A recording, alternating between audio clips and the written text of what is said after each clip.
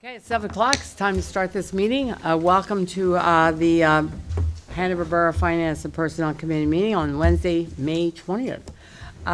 We will start with hearing citizens concerning items presented in the Borough Finance and Personnel agenda. We'll start with Mr. Robert Holt. They're going to do the I'm sorry. the announcement. Amy, will you tell them? Statements made during public comment represent the opinions of the individual speaker. Such comments are not necessarily statements of fact and have not been verified by the borough's elected or appointed officials or staff.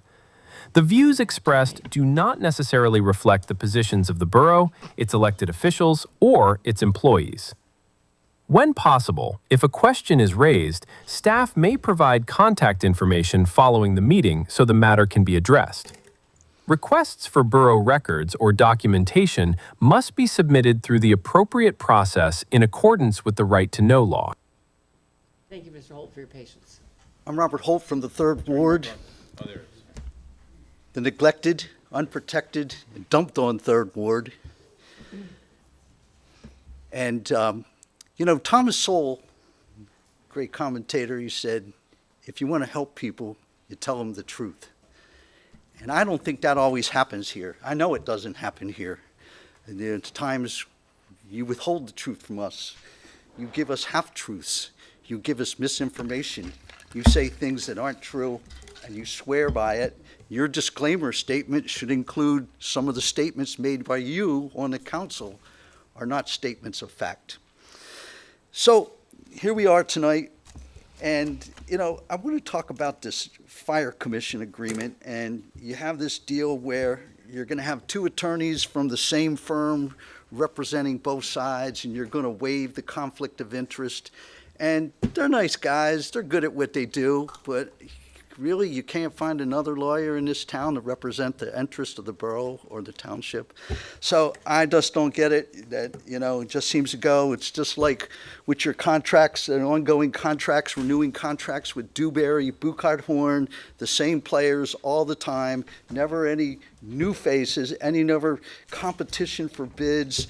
I just don't know why you couldn't find somebody else to handle such a specific thing. And I really think when you do get to the point before you vote on this consent agreement, that you should open it up for the public and let them clearly review it and see it before you vote on it, so that they know what we're getting this time around, because we didn't know what we were getting the first time around on this commission, and a lot of people's personal interests played into that. So it seems. You're going to talk about fluoride tonight. I just think that, having read all the peer-reviewed studies, the journals, the curated stuff from the U.S. Public Health Service, the CDC, and the NIH, and there's not a unanimous agreement. There's an overwhelming agreement, but you keep bringing in the moneyed interest from the ADA and the Pennsylvania Association of Oral Hygiene and all that, and it just seems like their opinion counts more than ours. The interests of people who don't even live in this community, their viewpoints, they count more than ours. We have to live with it, but other people have more influence and say. And so I know where we count. The 3 levels of justice I've told you about. You and your friends, your moneyed interest, and then there's the rest of us. And that's the 3 levels of justice in Hanover. I just find it just disappointing, and this isn't governance, and this isn't government. It's not the government that our forefathers and our founders promised us long ago, when they said that, it's self-evident that all people are created equal and all opinions are important, much as you like to say that's not important, or that person. Mr. Holt, could you wrap up your comments, please? We know where we stand, and we know what we have to do to change it. And I thank you for your time. Ms. Baker?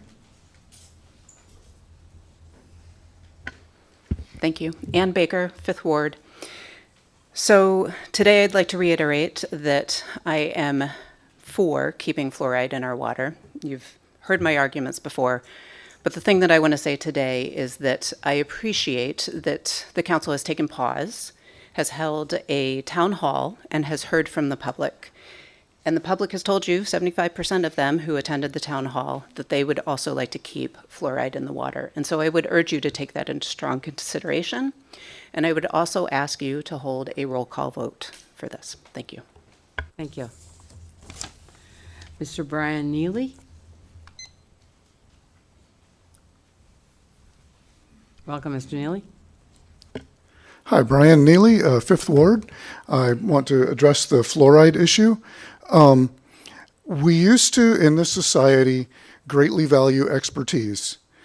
We trusted scientists who had spent their lives devoted to one thing that they studied, and we understood that when they told us something, it was with the weight of that experience. Every single one of us in this room is an expert at something. Where we have spent our lives doing this or that or the other. If I needed construction advice, I would go to a construction worker. If I needed legal advice, I would go to a lawyer. If I needed music theory advice, I would go to a musician. If I want advice about how to take care of my teeth, I go to the American Dental Association, who have devoted their lives to studying this one issue and who have often said that they would make more money if we didn't use fluoride. So I'm happy to spend 90 cents a year to not have to go to the dentist as often or for it to be quite as bad. And I want that for the children of our town and the townships and boroughs around us as well. Thank you. Thank you. And I have John Grimes on here, who's indicated that he wanted to speak with the fluoride. Did you want to move it to make your statement prior to our vote? Okay. Yes. I'm John Grimes. I've been a dentist in Hanover for 32 years now. I'll reiterate what we asked before. Just please take your research advice. It's tough. There are a lot of conflicting information out there.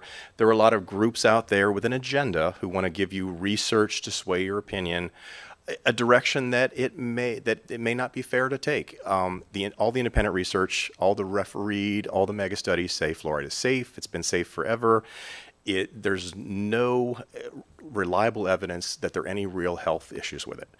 I know there are political issues with it. I can't speak to that, but I've asked you before. We have great hospitals here. If you have real health concerns about the fluoride, there are toxicologists, there are neurologists, there are pediatricians. They can answer any of your health-related questions. I can only tell you that fluoride has been one of the most instrumental things for cavity prevention that we've had in the last 60 years. It's just phenomenal, the difference between most of my patients under age 30 have no fillings at all in their mouth. They are not going to grow up and be dental cripples. People a generation older than I am have a mouthful of crowns because they had a mouthful of silver fillings and because they started off as kids with all this. We are protecting the younger generation from going that way to becoming dental cripples, they call them. People, loss of teeth later in life is preventable. But again, I cannot speak to you on any of the political ramifications or the ramifications of cost, but I can tell you it is a huge benefit. And again, if you have any questions, I'm happy to answer them on a dental thing. But if you have medical questions or concerns about medical issues, please, there are fantastic resources at both hospitals in this area. Those are the people that can answer your question. And I guess I'm disappointed I haven't seen any information from them. Dr. Hankey spoke from the physicians in town. Several other dentists spoke to you guys about their opinions, which match mine. You've been getting information that there are dentists out there that are anti-fluoride. There are not. It's less than 1%, and they usually have an agenda with a group. The majority of dentists out there, even if you called your own personal dentist and say, hey, what's your opinion? Every single one of them are going to tell you fluoride has a huge benefit. So I just hope that you guys make the decision based on the right information. Thank you. Thanks. Is there anyone out there on Zoom that wants to weigh into this? Those portion? joining us via Zoom, you are now able to unmute yourself if you'd like to address council. Speak again. I will wait and waive if the borough resident wants to speak first. Oh, I forgot Sammy. What's she saying? What'd she say? Okay. She wanted to wait. Can you guys hear The me? other person didn't Oh, unmute herself. Have to have her speak Did- up or turn her up. did you want to speak? Yes, she does. Yes, please. Okay. Can you guys hear me now? Yes. Okay, thank you. So good evening, council members. Thank you again for the opportunity to speak tonight. My name is Helen Hockey, and as you know by now, I represent the Pennsylvania Coalition for Oral Health and a lot of concerned people in Pennsylvania. I'm here, of course, to encourage you to continue your community water fluoridation program. Just want to speak briefly. I know two of the biggest concerns raised have been cost and choice. So I would like to briefly address both of those things. First, cost. The needs being discussed are very small in comparison to the health benefits that fluoridated water provides to your entire community. The estimate for your replacement pumps is $12,000 approximately. My organization is willing to work with you to identify and provide grant support to help offset those costs and possibly cover them entirely. It's a solvable problem, and it's not a reason that families should lose access to one of the most effective public health measures available. Second, the issue of choice. Fluoride is not a medication or a treatment being forced onto residents. Fluoride is a naturally occurring mineral already present in water supplies. Water fluoridation is just adjusting that natural level to the amount proven to best protect health. Just like vitamin D is added to milk to support overall health and prevent disease. But choice also means listening to what your ratepayers and your families want and their choices. Many residents are relying on fluoridated water in your community, and it was pretty obvious to everyone in the room 3 weeks ago that the community overwhelmingly wants to keep fluoride in the water. Please don't forget that. Cavities are the most common chronic disease in children. Removing fluoride will hurt your community. I have seen the pain that children have to go through when a raging dental infection cannot be controlled by antibiotics and they have to have surgery to fix a problem. Have any of you seen that? It is heartbreaking.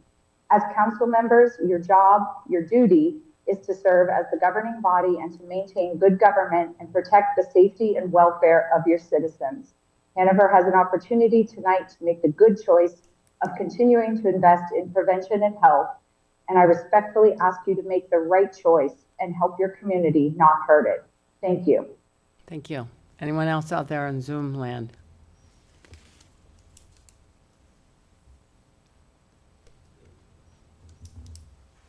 Good. I guess not. And Sandy, I didn't forget you. I almost did, but I didn't. I didn't get overlooked. I just have two questions.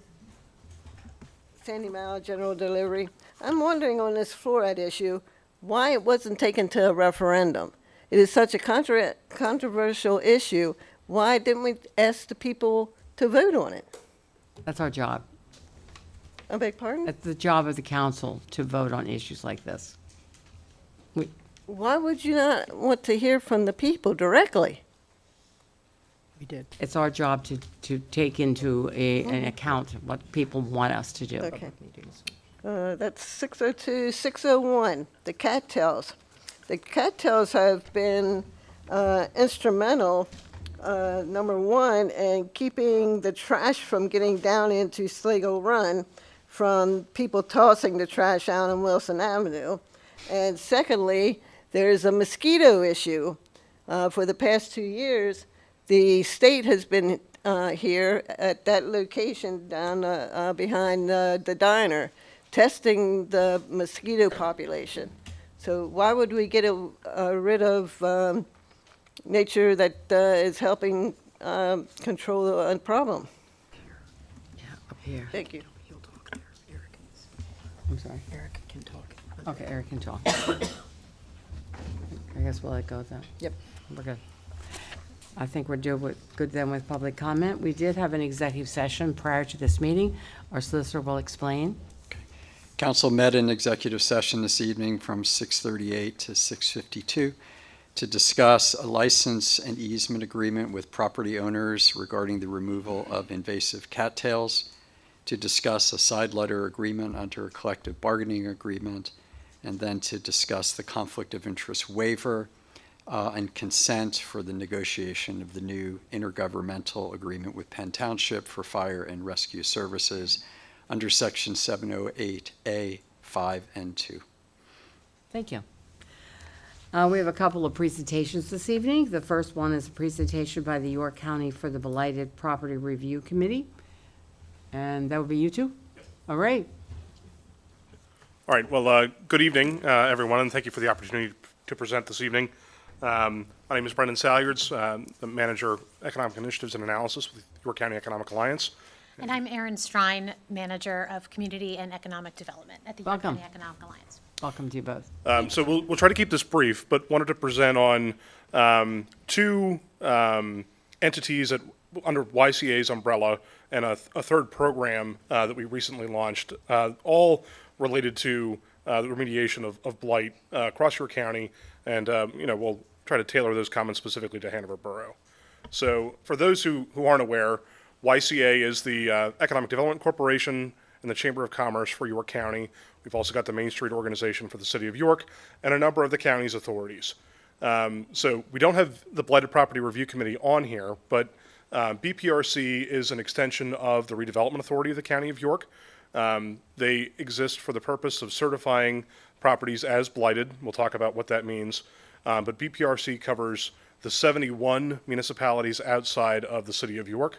And then the Land Bank has some special purpose funds that they grant out. Of course, Mayor Hormel is a member of our board, so intimately aware with that program, but we'll make you aware of both of those.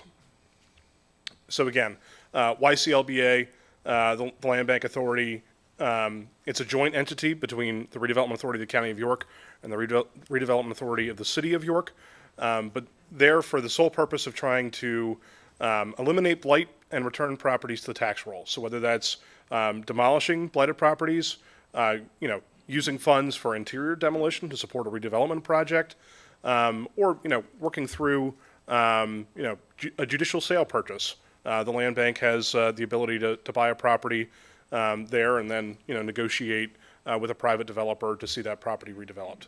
Again, as I mentioned, BPRC is special purpose to work through the legal designation process for blight, and we'll talk about the benefits of doing that further on.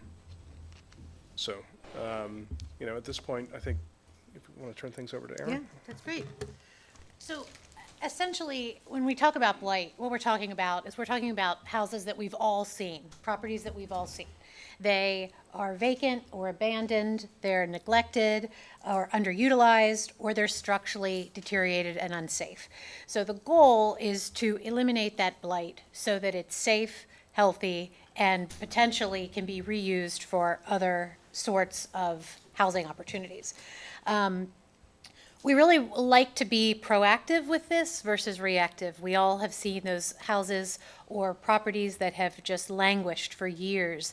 And what the BPRC can do is come in and we can either help, we can help certify the blight process so that if the ultimate goal would be to take the property by eminent domain, the Blighted Property Review Committee has the legal authority to do that, and that is really what we're here for.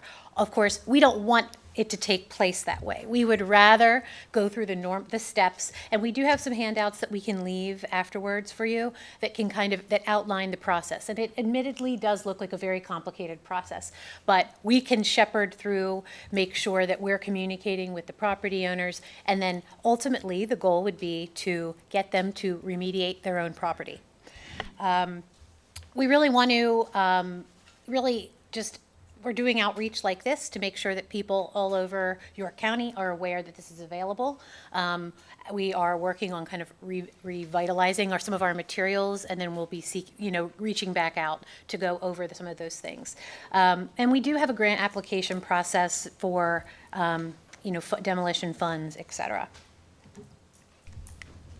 Again, BPRC really exists to legally certify a property as blighted. We work with municipalities when enforcement efforts stall. And so that's a really key point here is that, maybe codes has addressed this, you're not getting anywhere. That's where the BPRC can really step in to help put some weight behind it. We like to say, oh, here's the flow chart. We're going to be simplifying this, but it is a long, I know, it is a long, but this goes to show it's a long process. We are not out to take any properties without going through the proper steps in order to do so.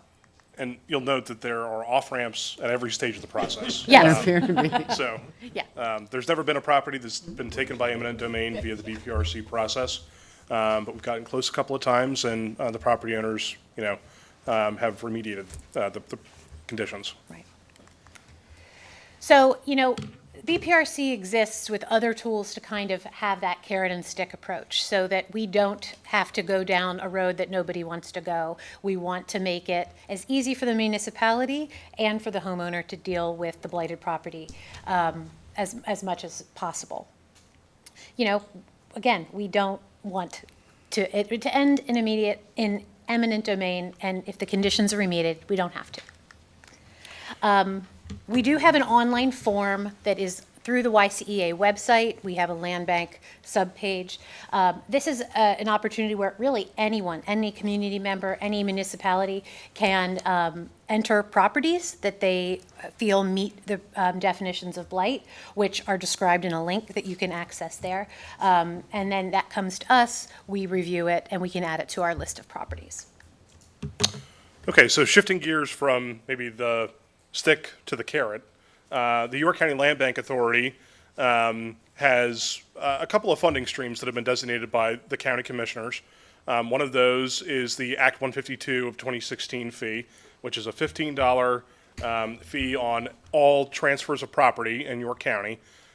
So about $400,000 comes to the land bank every year to be used for demolition of blight. So there's a specific definition of blight.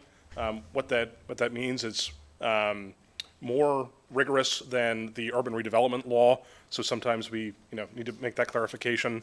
But for what we might call bona fide blight, there are funds that the land bank has that we can grant out through a grant program to support municipal projects, nonprofits, or private developers through one of the 2 grant rounds a year to remediate those conditions. So, as I noted, we've got about $400,000 a year coming through this program. Overall, there have been roughly $3 million collected, with about $2 million spent, and another $650,000 that is committed for projects that are still in process. So 47 projects have been completed with 14 or so in various stages of the process, but those are located all across York County. We try to make an effort to get out and talk to municipalities and developers to ensure that those funds are spread all around the county. So wanted to make sure that folks are aware of that tool.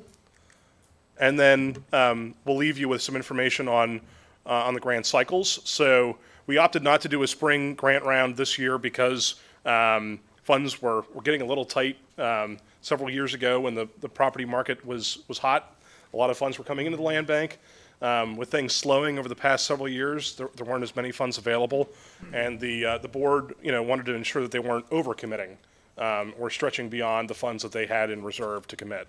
So moving forward, generally, there will be 2 grant rounds per year, one in the spring and one in the fall. We will have that fall funding round this year. So about a 2-month application period each time, with a month for review, and then the ultimate decisions are made by the Land Bank Board twice a year. So again, municipalities and nonprofits can apply in either round. Developers, so like public-private partnerships with the land bank, we're taking those applications from the fall round so we can kind of compare them a little more easily. 2 years ago now, the land bank refreshed their strategic plan and been working through that. I wanted to make sure that folks were aware that the county commissioners passed an ordinance at the beginning of the year to allow the collection of a new fee. It was authorized under Act 48 of 2024, and that will allow for a $250 fee on sheriff sales and mortgage foreclosures. So we're not sure yet quite how much revenue that's going to generate. We're estimating something on the order of tens of thousands of dollars as opposed to the $400,000 we get from the Act 152 fee. But it will be able to be used for demolition or rehabilitation. So it's a new program, something that we can help for on the building backside as opposed to just demolition. And then we'll close by talking a little bit about our brownfields work. We actually just kicked off this formally yesterday. So we, in fiscal year 2025, the announcement came out, May of 2025, we were awarded $500,000 by the EPA for a community-wide assessment grant. So this is a grant that was awarded to the Redevelopment Authority of the County of York, and we'll be working to identify brownfield sites across York County. Those are sites where there is either the presence of environmental contamination or the suspected presence of environmental contamination. So things like dry cleaners, gas stations, former manufacturing sites. The grant money that we have will allow us to put together an inventory for the county and start doing some initial phase 1 and phase 2 environmental assessments and reuse planning. So it doesn't allow us to clean them up yet, but it's putting the pieces in place for a future cleanup grant application. And we started with target areas in the city in Glen Rock for the purposes of the application. That's what we thought would be the best sell. Hanover was originally on our list, but I know there was some brownfields work done through DEP at that time. But we've got a broad range of flexibility to adjust those target areas and include additional sites as we find them. So this grant will run for the next 3 years. So we've got a little bit of time yet to put that inventory together and then start chipping away at brownfields across the county. But we're hopeful that we'll be able to secure additional grants in the future and build this into a program that can start returning particularly industrial sites, but brownfields of all sorts to productive use. So thank you for your time. We've got a couple of handouts that we'll leave for you. But happy to answer any questions, and if not, of course, we can follow up. I do want to add, since you didn't highlight this, is Hanover has gotten 2 Land Bank Authority grants. One was for the interior demolition of 34 Frederick Street, across the street, and the other was for the home that had been a grocery store, all kinds of things that had burned, and the borough had worked with that gentleman to get it taken care of. He didn't. There was no way to rehab it, and we tore it down right beside the library. To the library, right. Yeah, so I just want everybody to know money has come back to Good to know. us. And we really want to spread it around. Yes, and Yeah. since I'm on the board, I will say, we do work to spread it around. We do. Thanks, Mayor. Well, I'm happy to see you're doing something with the manufacturing sites, because a lot of those are just left. And they just sit there, and they could be used for something good, but Right. they have that other problems with their equipment and the previous site. We'll be working to solicit community input on, the reuse of any sites that we're working on. So whether it's returning it to manufacturing or, changing the use to housing or some other kind of economic driver, we're happy to work with what, the community says is needed in that area. And thanks for your handouts. Good. Absolutely. Where should I leave them? I should just leave them right here, and then we'll just distribute them. That'd be great. Thank you very much. All right, thank you. Thank you. The next, the mayor has a proclamation for the EMS Appreciation Week. Mayor Hormel. Do. All right. And I noticed we have a number of our EMS here, I assume. Yeah. Or do you just like to come and see us all? Nice try, Al. Or is somebody going to come up, or are you guys just going to all sit there? One of you needs to come up. I see bunches of people there. Okay, all right. Is Valerie here? Oh, no, you're the photo lady. Okay, thank you, guys. So, I love doing proclamations, can you tell? You may have seen that we're celebrating Emergency Medical Services, otherwise known as EMS, this week through May 23rd. And because I was a history major in college, I always like talking about the past. So, EMS in the Hanover area began as a simple patient transport by local funeral homes. Yep, you heard that right. It was funeral homes. And that was sort of the case across the country. That wasn't unusual. A major turning point, though, for Hanover was in 1969 when Hanover Fire Company No. 1 established a working relationship with Hanover Hospital to place a coronary van into service, which was recognized as the first of its kind in Pennsylvania. Then, yeah, hey, we're leading the pack here. Then in 1986, Fire Chief Anthony Clouser, right over there, and Hanover Area Volunteer Fire and Rescue President Jeffrey Spielman, Terry Smith, and Franklin Duck completed paramedic training, and we had a new era of advanced life support. Everybody may know it as ALS. Then in 2006, the borough's EMS services transitioned to Penn Township Ambulance Club, which later became Penn Township Volunteer Emergency Services. This ongoing regional cooperation led to the formation of the Hanover Area Fire and Rescue Commission in 2017, so that today our EMS is provided by the region's finest, right here, full-time and part-time EMTs and paramedics, collectively answering 5,500 calls annually, with 3 ALS transport units staffed around the clock. Now, therefore, be it resolved that I, Heidi Hormel, the mayor of the Borough of Hanover, do hereby proclaim May 17th through 23rd, 2026 as Emergency Medical Services Week, and charge all citizens to pause to appreciate, honor, and thank these dedicated public servants.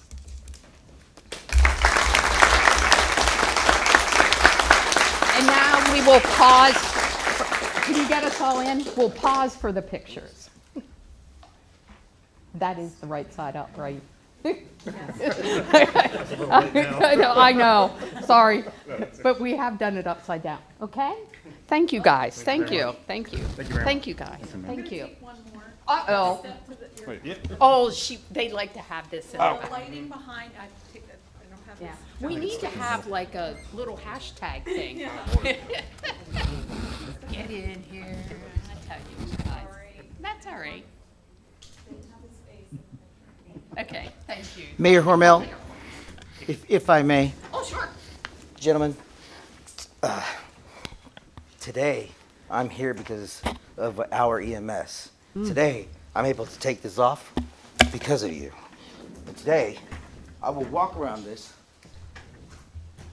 without that oxygen and shake your hands. Thank you for your service to this community.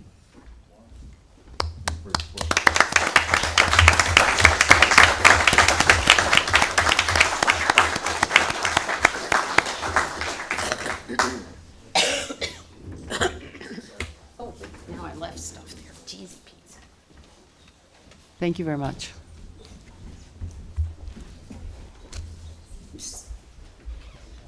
Sorry, I left all my stuff here.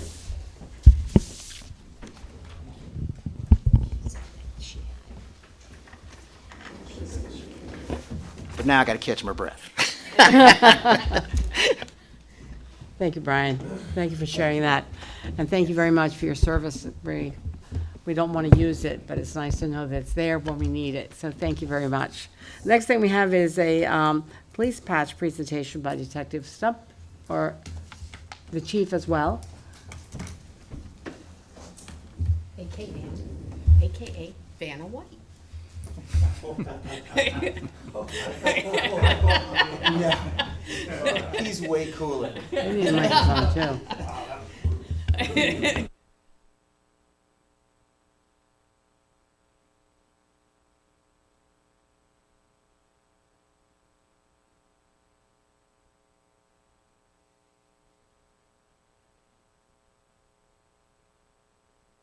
I can guarantee you this will be worth it once you get it all together. Oh, look.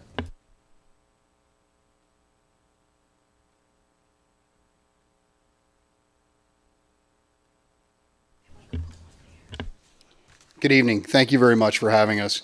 As you know, I am Chief Bunty with the Hanover Borough Police Department, and I'm joined tonight by Detective Jason Stump. We're here tonight to talk about something very exciting within the Borough of Hanover and within the Hanover Borough Police Department, and that is the unveiling of a new shoulder sleeve insignia and a new vehicle graphics concept. Very briefly, What I'll tell you is that when I became chief of police in February, I learned very quickly that there were some shared goals between the patrol officers, detectives, and myself.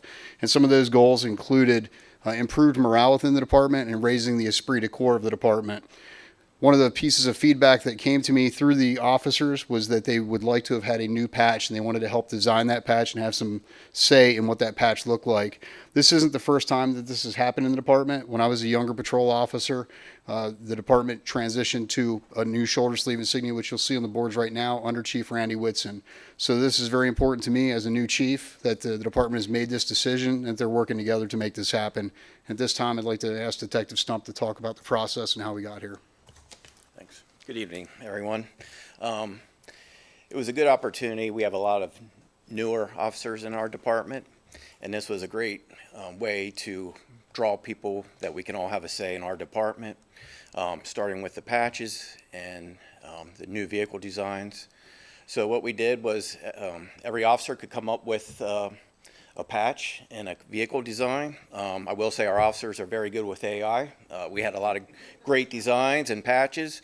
And what we did is once everyone presented their designs, we narrowed it down to about 4 of each. And then we all took a vote on the vehicle design and the patch design. And these over here today are the ones that voted for the win. One thing that we did want to incorporate was the black rose for Hanover. So that is the center of our patch. This patch will also be on our new vehicle design on both sides of the vehicle. But as police officers, we are proud to wear our patch, and when we go to York City or wherever we have to go to take our court or prisoners, we want to be proud of our car. And I think with these patches and these new vehicle designs, we're going to have some of the best designs in the county. Any questions? It really looks great. Thank you very much for sharing this opportunity. We appreciate your support thus far, and we continue to hope to make you proud. Thank you. Thank you. Well, thank you. Thank you, gentlemen. Do you have a date? Do you have a date when it might be implemented? Do you have a date? So the mayor asked if we have a date at this point. What I will tell you is that the vehicle graphics will be the first thing that the public will see. We're currently in the process under fleet management of rotating 2 vehicles. And as we rotate those 2 vehicles within the next month to 2, the goal would be that they are upfitted with the new graphic package. The patch design is going to be based on the shop and the printer, if you will, or the weaver at this point, or embroiderer to get those back. So I would say within the next month to 2, we're going to start seeing those in the public. So, Yay. thank you. Thank you. Chief, I know I speak for all of us when I indicate that I really like your process. It's a very democratic, collaborative process. And I think that's how you are, so thank you very much. Thank you, ma'am. Thank you. All right, moving on to the consent agenda. Do I hear a motion to approve the consent agenda? Motion to approve the consent agenda as presented. A second one, a second? Second. All in favor, any questions? I'm sorry, any questions? All in favor indicate by saying aye. Aye. Opposed? I am. That motion carries. And Oh, I make I'm that sorry. motion. I am, Oh. because I felt that everything that we got, we did not have the necessary time to examine everything. It came out, it seemed to me late rather than early, as it normally does. That's the only reason I'm voting the way I am. All right. And do you have a comment as well? No, all right. That's my comment. Oh, you? I just don't want Oh. the grooming the kids for the pride for kids at work park. I think that's wrong. Well, Just know that it came out. okay, thank you for your opinion, and we'll take that vote again. All in favor indicate by saying aye. Aye. Opposed? No. Thank you very much. The vote then was 8-2. Okay. All right, moving on then. I'm gonna say, I'm gonna agree with Darlene. No. I'm I sorry. had a little bit of time to get the packet, and that's the only reason why I'm voting with the no, just because of the limited amount of time. Are you voting no also? I'm sorry. Yes, ma'am. Just- Okay, just I missed so that. it's clear, because I know before, Maybe we'll take a roll I call. sometimes don't always project the way I should, so. That's okay. But I know it still stays the same, but it's just my. I think we should just do a roll call to make sure we're clear. And can I vote is just, unclear. can I just say something? The packet came out at the exact same time it's been coming out for years. It was large. It came out on Monday. There was one small change. Matt, I think you put a new special event in. So there was a special event added. Yeah, and So- I agree, but it was a fairly large package. Okay. So maybe a little earlier would have helped a little Right. bit. I think I used to come out on Part of it was Friday. me being out of town, so that. Well, that was really good for me. I remember getting it on Fridays on the weekend to set, or, I stay up till 2 in the morning. But this, this was, Monday, Tuesday, and today's Wednesday. And I just think with everyone involved in council, we all have other obligations too. And it would help to try to get that packet out to us. If just Saturday, somehow we have a day or two more, because it's a lot of reading. Many times, this one had about 119 pages, right? So, you once said, well, we sat on council, and Margie would joke about it, and she said, but I get paid for my job. I get paid by being there for the people, okay? And if I miss something, and it's overwhelming that we get this much, and we do, because that finances is really, what we do is we put 3 little here to pass the agenda, but that consists of page after page. Jim, God bless you. You are a saint. I sit there and I have to repeat, and I have to go back. He's the expert, okay? But I do need that little bit of extra time to really be able to go back and give that my all. Well, thank you for your comment. We'll do a roll call vote. Okay, thank you. Sure. Kara? President Kress, Yes. Mr. Rowland, Mrs. Funk, No. Mr. Riston, Yes. Mr. Scott, Yes. Mr. Fuentes, Vice President Rupp, Yes. Mr. Funk, Yes. Mr. Bubb, Mr. Hegberg. Yes. That is 6 for and 3 against. Thank you Motion very much. passes. That motion carries. But I appreciate your comments. Sure. Madam Chair, can you remind fellow council members, please turn on your mics when you're speaking. It really helps us a lot. It's hard to hear from that end down to that end. Thank Yeah, you. thanks. Thank you. You mean I'm not that loud, Mr. Funk? We need you to be louder. Mrs. Funk, you are very well heard, but still, we need the microphones. Thank you. Moving on to the Department of Water Resources. Tim, would you want to take that first one, please? I know you're talking to the solicitor, correct? I'm just kidding. Okay, 6.01, legal agreement. Approve the preparation and execution of legal agreement with multiple property owners on Fox Knoll Court for the removal of invasive cattails and restoration of Wilson Avenue drainage outfall. Is there a second? Second. All right, Eric, could you come and talk to us a little bit about that?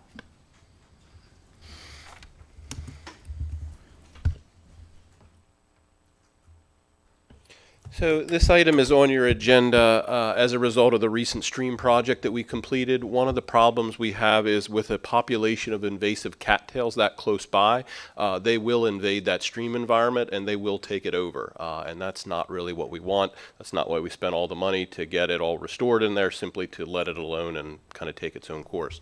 It's also causing issues where the cattails are so dense in that area, they're actually blocking the outfall of drainage from Wilson Avenue, and that's causing water to back up on other people's private property, and that's not acceptable. And so the ask is for allowing the solicitor and I to work through an agreement and then work jointly with those property owners to remedy that situation. Thank you, Eric. Any questions anyone has for Eric? Yes. When you get rid of these cacti, you're going to have to turn on the Can't hear me? Okay. When you're getting rid of I wanted to ask this before. When you're using an insecticide, does it do any harm to the water resources around it? We're using a wetland-friendly herbicide. Okay, thank you. Any other questions for Eric prior to the vote? Yes, I have No, please, go questions, ahead. but Go I don't know ahead. that they're part of the vote, but You is can that ask a okay? question. Okay, thank you. So this will not be paid for out of the grant for Slagle Run, correct?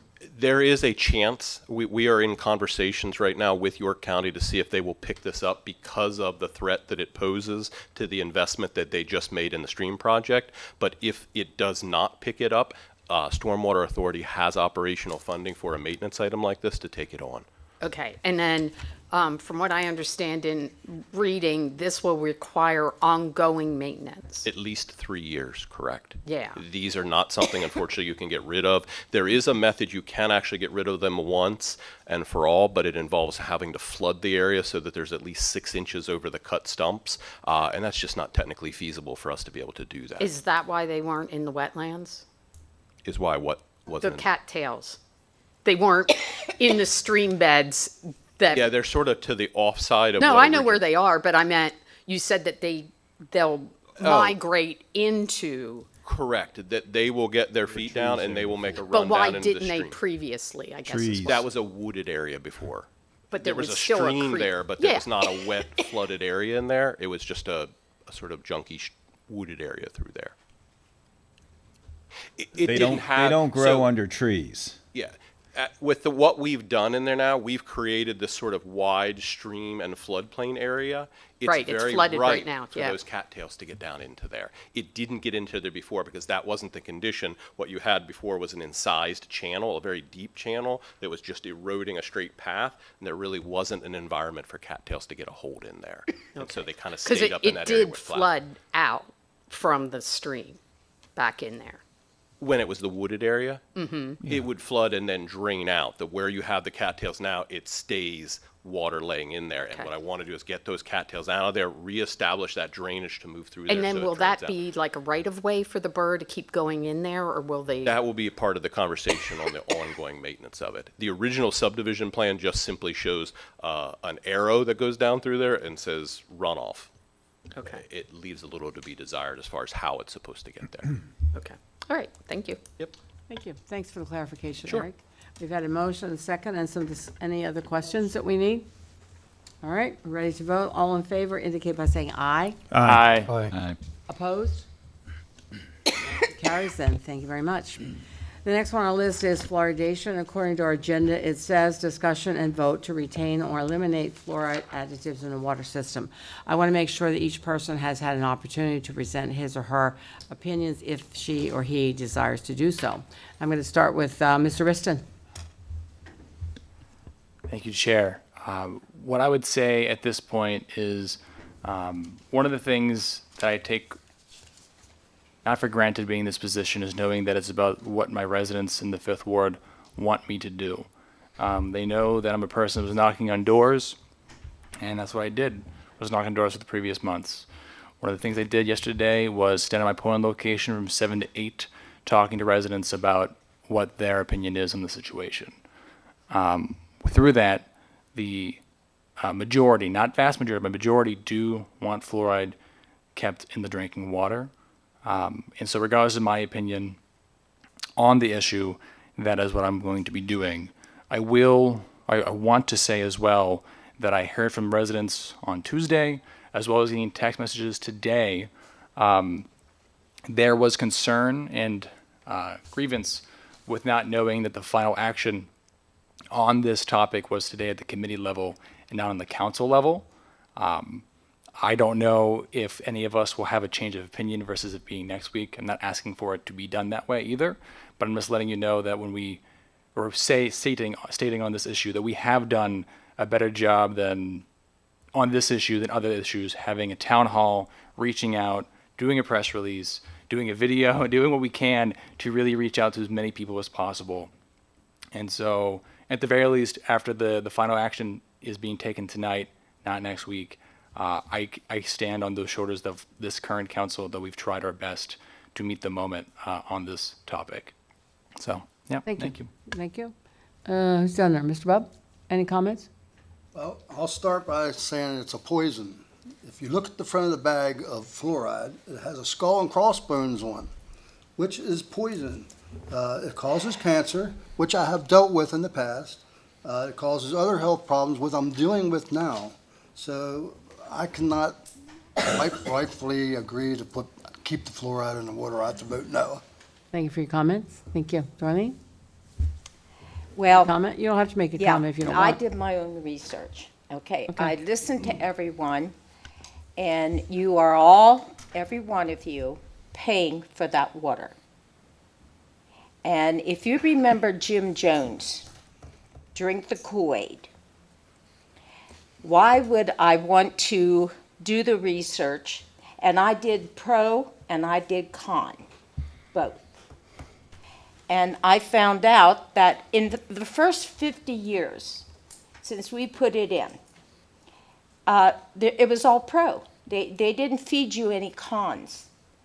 And then there were a group of scientists and doctors, and they began to take on to themselves their individual studies backed by universities, etc. And they found that you should not use it in utero, should not. And also, it should not be given to any child up to the age of 6. After that, yeah, you can. But it does its job after 6 because the teeth are developing in utero for that first set of teeth. And then I went on to check out the results of taking the fluoride. It's 20 to 25% in which it reduces the cavity rate. I would have liked to have seen 50. I would like to have seen 75. But as I delve into this, the dentists, some of them are completely for it. Other ones are 50-50. They give you the pros, they give you the cons, and that's what I wanted. It also, they're finding out now. 50 years, it was all pro. 30 years, pros and cons. People laid themselves on the line and they did research. And that is very important now. And I'm sure they're going to learn more down the line, okay? In all honesty, I do not want to subject all of our people in this town to drink the Kool-Aid because I have letters. People have called me on the phone. They've told me their medical histories and why they can't take fluoride. So at this time, I have to look at each of you. Each of you. You are paying for your water. And you're being forced to take on a chemical that was once approved of 100%, and now there is skepticism, but it's backed by scientific evidence. They know when you shouldn't take it and when you can if you want. But I would recommend for anybody here, if you really want to do a favor for your neighbors, everyone you're sitting next to, let them choose for themselves. Remove the fluoride, go out to the dollar store, buy the tube of fluoride toothpaste. Teach your children for 3 to 4 years how to clean their teeth, how to do it hygienically. Okay, correct. It's work, but you're all parents and you're all doing it for a good reason. So that is my comments. I hope, yeah, okay, thank you. Yes, ma'am. I got one. I'll try to not make. I'll give you guys time to have yours. Robert Holt said something earlier, and it was, tell the truth. He made that comment, and he, to me, I think is 100% correct on that. We need to be telling the truth, and the truth for me is, I don't have all the facts, or do I feel I know everything to be proven true as what I've heard. No. I've heard sides of this. And there's 2 sides of it. I do know for me as an individual, I don't want to be force medicated. I would rather have the choice to decide as an individual. In this case, it's not that way. So what I decided to do is my own research, and I do come from a family who has someone in the, she's in the dental field, my wife does, and she taught our children. And so in the event of her teaching our children, she also taught me, you know, what I needed to do and how I needed to pursue keeping up with my oral health, okay? So that we did do that. That being said, I decided, I'm conflicted in a way because you have two members in a household and we kind of disagree and we agree just like everybody's households. That being said, you know, ultimately what I decided to do was we had an opportunity to see a good bit of the members of our community in our own wards. And for me, it boiled down to that's the voice I'm to represent, that ward, the first ward. So having that opportunity yesterday to talk to I want to say a good many, I came back with my results. I started that survey with both my wife and I, her being pro fluoride in the water and me being opposed to fluoride being in the water. But let me be clear. I started that as my vote being one and equal to everyone in my ward. So I marked myself down and I marked her down. And I had an additional column for those who felt, you know, maybe they weren't educated enough to make a decision, or they were just in the middle, or maybe it didn't affect them that way. So I did that. And when I ran down that list of people over the course of the day yesterday, and it was pretty hot out there, and I tried to make sure I reached every person I could, I came up with my decision for my vote today. So, and I'll give that to you later, but ultimately at the end of the day, I represent that ward at this table and their voice, and that's what I'm going to do this evening. And Barb, can I back him up on this? I have to listen to my people. Yep. Yes, ma'am. They are my bosses, and they know what they want and they don't want. Thank you. And I know we represent them, Barb. We're put here, but we have to listen to them. And I have been listening. My ward, Isaac's getting a whole different number than what I'm getting from my ward, because I'm getting the calls that are marginally no. And so I don't know whether it's because, Isaac, these are older people, you know, and they're thinking, you know, deeper.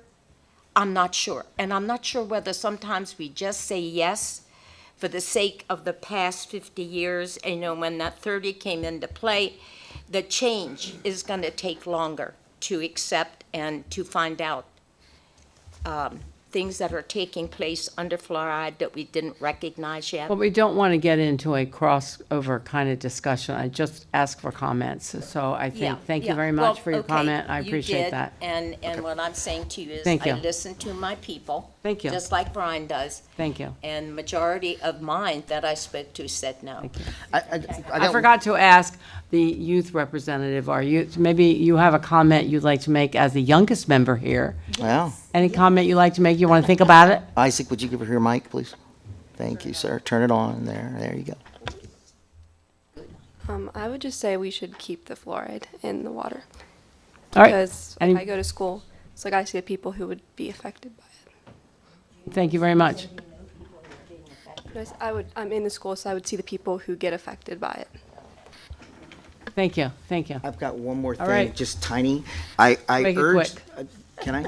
I'll make it quick. I urge this council to look at in the future, not to drop this topic. I urge us to do a study of our own in the future.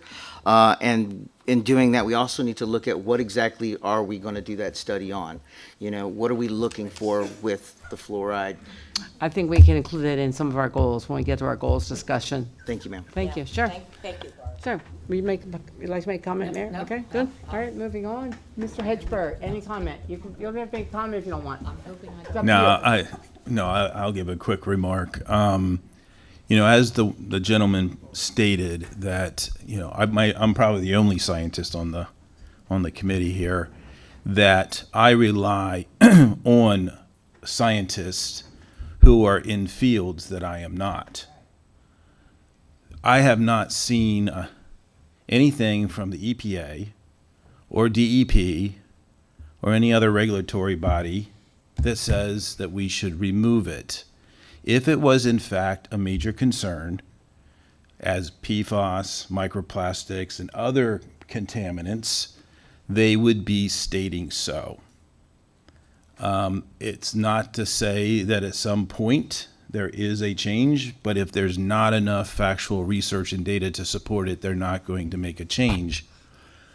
And also to note that it's also optional for us. I suggest that we have our permit amended to give us flexibility to reduce the amount when supplies are low.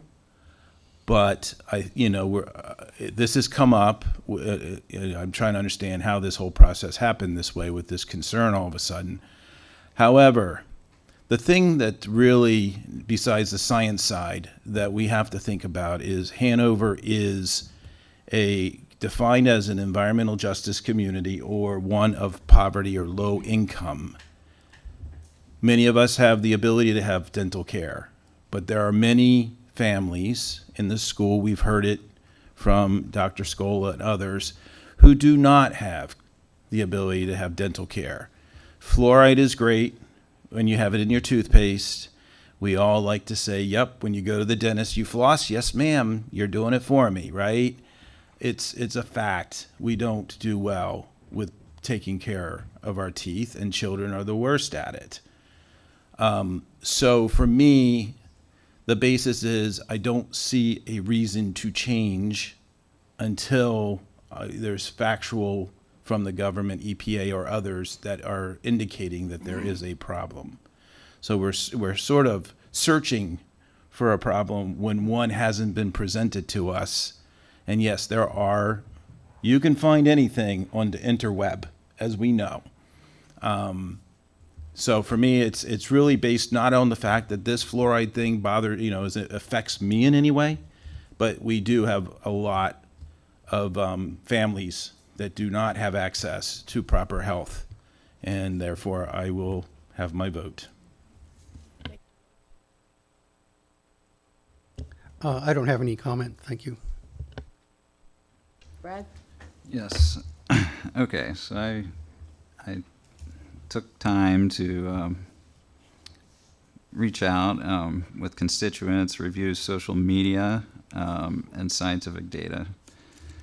And, social media, people don't think is too valuable, but I do, because it's the modern town hall. So what I found was 3 articles that one was on Hanover Area News Source titled "Keep Fluoride in Hanover's Water." That was posted again on All About Hanover, and then there was an ABC 27 News article on Facebook as well. And what I gathered was the first post was 126 unique commenters. 115 were removing of fluoride. 9 were only for fluoride, keeping it in the water. Brad, do you mind repeating that data? So this article that I'm referencing is from All About Hanover. And I have some papers I can hand out. I printed everything out and highlighted everything. It took me 2 hours to go through this and highlight it and read every word. So I am reading what people are saying here. And Just for clarity, are addresses included with the people's names? their names are here. It's a public. No, I'm just asking. I'm just clarifying. These people took their time to post publicly about their beliefs.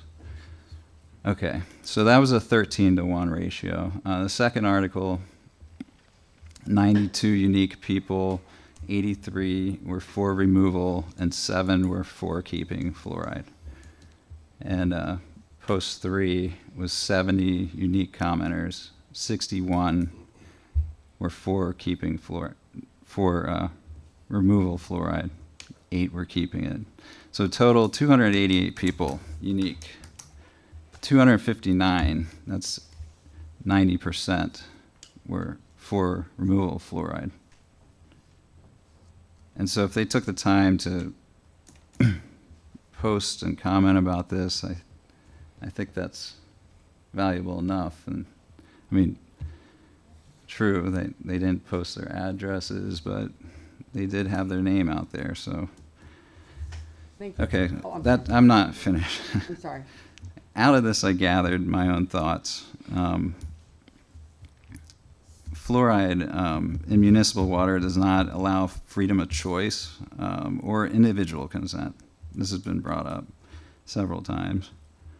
And then to put on people to remove the fluoride is very expensive, and it's not practical, cost-effective, or even complete, leaving the water customers with little to no effective option. I've heard people going to the extent of distilling their water just to get pure water. I mean, so that's a lot of work for the alternative. My other point that I gathered out of this is fluoride is not an essential nutrient, and also it's classified as a drug, so I disagree with what comment was made earlier. Therefore, we should not be mass medicating drugs through our municipal water. And it's not a precise delivery method as far as, we can control, well, it fails to control individual consumption levels. Only the concentration level when leaving the water treatment plant is what we've been talking about, 0.7 parts per million. Yes, we can calculate that, but for example, an expectant mother with child could consume more fluoride drinking than a grown man, and that passes through the placenta to the fetus. So what inadvertently could impact the fetus? I appreciate all the information provided in the town hall, but I honestly walked away learning more new information from constituents whose lives were negatively impacted from fluoride, leaving me to believe the potential risks far outweigh the single benefit of reducing cavities by 25%. That's their number, and I've read it's more like 15 to 25%, which essentially means one child having 3 cavities instead of 4. For this reason, I continue to support the removal of fluoride from our water, and would like actually to have a conversation with fellow council community members to create a safe way of providing improved oral health education and cavity prevention for children using the money saved from removal. And I'm optimistic we will find a solution that we can all support together. I'm not trying to get into this culture war. It's been somewhat demeaning, the comments made, and I do not appreciate that. I think we're all here for the same reason. So that's why I really want to work together. Thank you. Thank you for your comments. Tim, any comments? You done? You say no? First and foremost, as president, I'd just like to say that we appreciate everyone's input from this. And I can tell you that we've been talking about this for a long time, and I am ready for this roll call vote. I would agree. I think we've taken this situation very seriously, and I think it has serious connotations. My business is kids, and I certainly think fluoride is needed for our children and our community. We're not a rich community. It's more about the haves and have-nots, and children need fluoride. So let's have a little fun. No, let's have a roll call vote. Can I make a motion, please? Would you like to make a motion? Yes. Okay. I move that the council accept the Department of Water Resources recommendation dated March 16, 2026 to discontinue the addition of fluoride to the borough's public drinking water system and to authorize the department to apply for all necessary permits and approvals required by the Pennsylvania Department of Environmental Protection to remove fluoridation from the active service. So, in simple terms, this motion, yes means remove fluoride, no means keep fluoridation. Right. Okay? Right. Just for the council. I appreciate that. Yeah. Okay. Everybody Chairman, understand- if you could everybody just, understand what your vote One more means? time, so we know which way. Yes for, removing it? Yes for removing it. And no to keep it? Keep it. No to keep Got it. it. All right, got that? Yes. I don't That's have a yes second again. yet. Right, I do have. Thank you very much. Thank you. All right, roll call vote if you would, yes, if you want to get rid of it, no, if you want to keep it. Got it? Okay. Mr. Bub, Yes, remove it. Mr. Scott, Yes. Vice President Rupp, No. Mrs. Funk, Yes, do remove it. Mr. Hegberg, No. President Kress, no. Mr. Riston, No. Mr. Rowland, not present, Mr. Fuentes, I know it's a yes and no answer, but I want to give my percentages for my award. I received, as far as neutral, 16.1%. As far as opposed, I've got 24.1%. And in favor, it was 59.8%. So my vote will be no. No.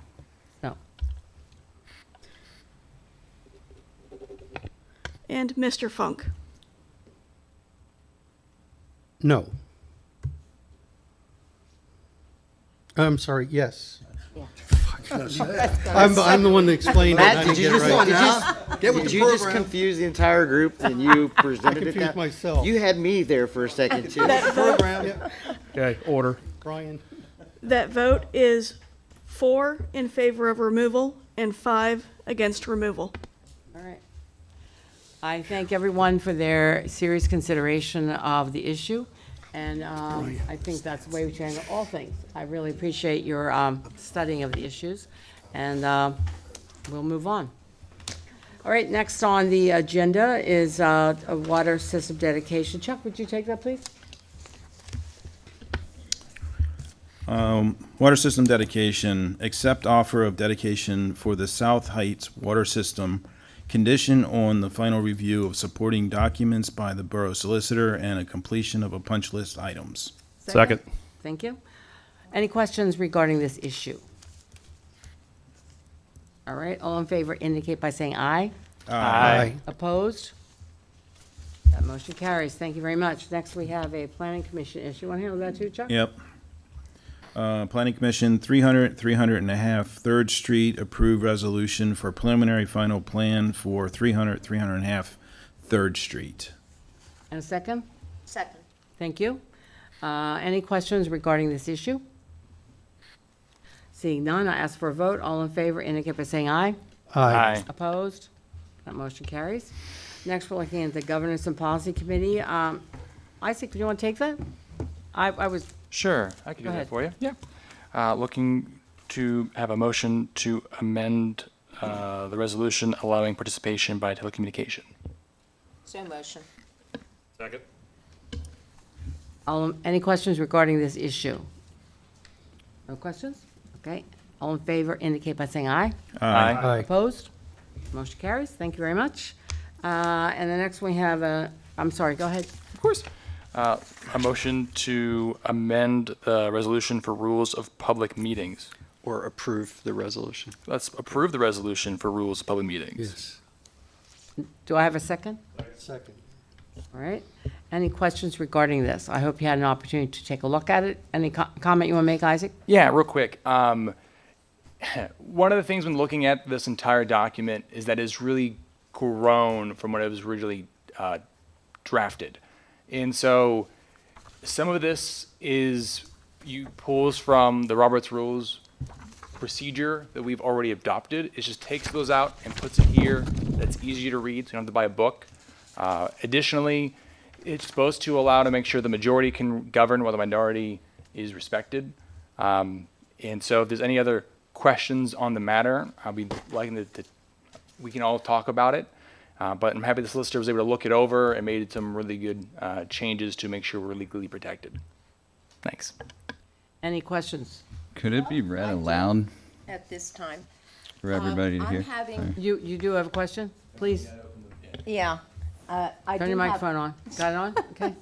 I do have questions. I know that public makes comments, but it's a two-way street in allowing them and ourselves to meet together under those public comments. And we were told to remain quiet and let them speak, and I'm for that.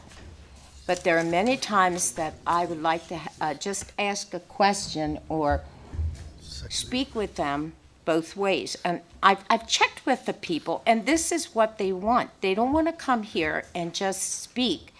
They want us to meet them halfway. And so I really have a problem. I know Robert's Rules of Order. I know it. But I think that for our community and for the best way to handle these meetings is to give more invitation and let it flow both ways under public comment. And then I'd like to see a period where, and it's just not public comment, because they go back to their seats and then nothing happens when they come to us. And I'd just like to have all of us have the freedom to ask a few questions if they're there. You know, do you have any questions in regards to the comment that was just made? And I think it's going to be so important to build that relationship with our community. Okay, that's my personal Thank part. you. You're welcome. Somebody else has a comment. Somebody down here. I just want to see if we can make a motion to read it aloud, so everybody can hear it. I'll second that motion. Read it out loud. Yes. Or could you have point. them repeat that, But please? before let's vote on that. Let's vote on that if we want to read that out loud. Thank you. We do have a motion and a second to read the 4 or 5 pages out loud. And for point of Should we take a roll information, call vote? point of information, Chair. Isaac. Aye. Aye. Point of Isaac, I'm information. sorry. I It's couldn't hear okay. you. We have a motion to approve the resolution, and now we have a sub-motion to read it aloud. Is that what I'm just making sure? Okay. Yes. So we have to vote on that motion to read it out loud. So we're going to take a roll call vote on that? Yes. So, Vice President Rupp, read it out loud? No. No, what are we, Mr. Fuentes, Wait. what are we voting Wait. on? I'm hearing Clerk? from, I'm sorry. she's not sure what is being Oh, voted okay. on right now. Let's so- clarify that. So Go ahead. We had a motion to approve the resolution. We had an intervening motion to read it aloud prior to the vote. Yes. So was there a second to that? Yes, I seconded it. Okay. So now we're voting on the intervening motion, whether or not to read the resolution in its entirety out loud prior to the vote. So a yes means? Yes, read it aloud, and no means no. Everybody all set on that? Yeah. Okay. All right, you want to start that again? Vice President Rupp, No. Mr. Fuentes, Yes. Mr. Hegberg, No. Mr. Funk, Yes. Yes. Oh, I thought you said, oh, I'm sorry. Council President Kress, No. Mr. Bubb, Yes. Mr. Riston, No. Mr. Scott, Yes. and Mrs. Funk. Yes. That is 5 in favor of and 4 against. Yes. All right, how about if we take turns reading it out loud? Oh, I Because love it's 4 popcorn. pages long. All Do you want to right. start, Mr. Riston? Yes, a resolution of the Borough of Hanover adopting rules. Also, if you want to read along, it's on the agenda packet, all available to you on the website. So if you go to the website right now, you can follow along. It's a great time. Resolution of the Borough of Hanover adopting rules regarding public meetings, amending resolution number 1296 as amended. Whereas the primary purpose of the Borough Council meetings and committee meetings is to afford elected officials the opportunity to conduct borough business set forth in the agenda. And whereas Borough Council is committed to the democratic process, individual rights of expression, robust debate, and respect for those with opposing viewpoints. And whereas Borough Council recognizes that our society is burdened by a trend of increasing incivility and a growing intolerance for those with different views. And whereas specific examples of these general societal trends have been evident at recent borough council meetings, which have the effect of stifling participation, threatening the quality of decision-making by council, and shifting the focus of the meetings away from their primary purpose. And whereas borough council desires to be a positive model of local government, seeking excellence in public administration and holding itself to the highest personal standards. And whereas the purpose of the following rules of decorum is to assure an orderly framework within which the business of the borough can be conducted by setting basic ground rules for public participation, encouraging council and the public to act toward each other with courtesy and respect, and providing a framework for enforcing the rules we set for ourselves established herein. And whereas the authority of establishment of these rules is derived from the Borough Code 8 PA CSA Section 101, established sequences, right? That's it? Sure. And the Sunshine Act 65 PS 271. And all amendments thereto. And whereas on September 23rd, 2020, Borough Council adopted resolution number 1296, adopting rules regarding public meetings. And whereas on March 22, 2023, Borough Council adopted resolution number 1364, amending resolution number 1296. And whereas on December 23rd, 2024, Borough Council adopted resolution number 1426, amending resolution number 1296 as amended. And whereas Borough Council wishes to further amend resolution number 1296 as amended. Now therefore be it hereby resolved by the Borough of Hanover as follows. Rules of conduct, civility, and decorum. Stop a minute. Gotcha. I'm going to ask Matt to read the next page. Perfect. Thank you very much, No Mr. problem. Dixon. Matt? Isaac and I did a lot of work on this, cleaning it up and making sure that it met our desire to keep privacy for our constituents. So, and I think it's important that we read this because this is an important setting for having productive council meetings. Rules of conduct, civility and decorum. Borough officials and members of the public are expected to conduct themselves with civility and to accord each other a measure of dignity and respect. Shouting, personal insults, attacks, remarks, when not recognized by the chair or any other conduct that disrupts the flow of the business, are considered to be out of order. At the discretion of the chair, disruptive individuals shall be subject to removal from the meeting unless they agree to maintain civility and decorum. All persons attending public meetings are encouraged to treat everyone courteously, listen to others respectfully, exercise self-control, including avoiding unnecessary commentary at all times when not addressed to speak, exercise brevity at the discretion of the chair, considering the rights of all others to be heard within the reasonable time constraints of the meeting. Be aware of nonverbal expressions. Give open-minded consideration to all viewpoints. Focus on issues and avoid personalizing debate. Embrace respectful disagreements and dissent as democratic rights inherent in public service and public participation. General procedure. It is the intent of the borough to act consistently with the Pennsylvania Borough Code and applicable borough ordinance or other legal requirement. This being said, the borough adopts the current edition of Robert's Rules of Order, newly revised, as the procedural guidelines for the conduct of the borough's council committee meetings and the maintenance of order. Where this parliamentary authority is in conflict with applicable provisions of the Constitution of the Commonwealth of Pennsylvania, the Borough Code, or other statutes of Pennsylvania of the Borough of Hanover, the said provision shall be superseded on that subject matter. Authority of the chair. The chair shall act as a facilitator, assisting members to focus on the agenda, discussions, and deliberations. The chair shall be responsible for maintaining the decorum during the public meetings and uniformly enforcing rules expressed by this resolution. Limit deliberations. Members shall limit their comments to subject matter items or motions the motion being currently considered by the council or committee, subject to civility and decorum rules expressed in this resolution. Obtaining the floor.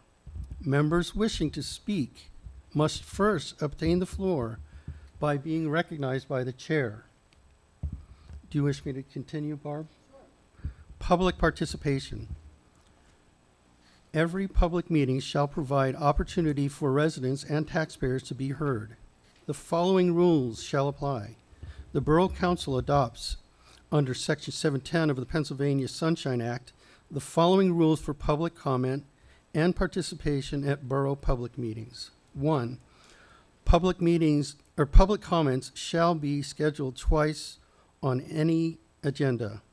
The first of which shall be scheduled at the beginning of the meeting prior to council committee deliberating or taking official action on any matter. The first public comment period shall be reserved for matters on the agenda for consideration by the council committee. The second public comment period shall be for general information for the council as a whole or for any other matters relating to the purposes of the committee. 2, residents and taxpayers of the borough have the right to comment on matters of concern, official action, or deliberation which are or may be before the council committee prior to taking official action. During each public comment portion of the borough public meetings, residents and taxpayers shall be subject to a 3-minute time limit. The chair may allocate time among those wishing to speak in order to manage the meeting time. 3, residents and taxpayers wishing to address council or committee shall complete a register at the beginning of each meeting, including their residency, taxpayer status. Briefly stating the nature of the public comment they will be providing and whether they wish to speak during the first or second comment period or both.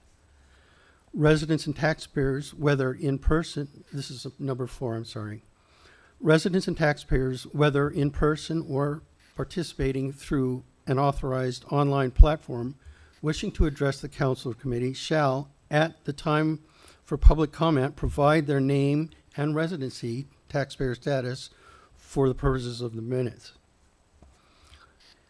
At the discretion of the chair, members of the public who are not residents or taxpayers may be recognized to speak, subject to a 3-minute time limit and completion of the register, and shall, at the time of the public comment, provide their name and residency, taxpayer status, for the purposes of the minutes. 6, there shall be no interruptions when a member of the public has been granted the floor by the chair. At all borough meetings, the chair shall be the spokesperson for the council or committee and may refer citizen concerns to borough staff. The chair has the discretion to rule out of order comments that were clearly disruptive, vulgar, or defamatory. Number 9, if a person needs reasonable accommodation to attend a meeting, they should contact the borough secretary 48 hours in advance. Should is not a hard rule. We'll always try to accommodate people.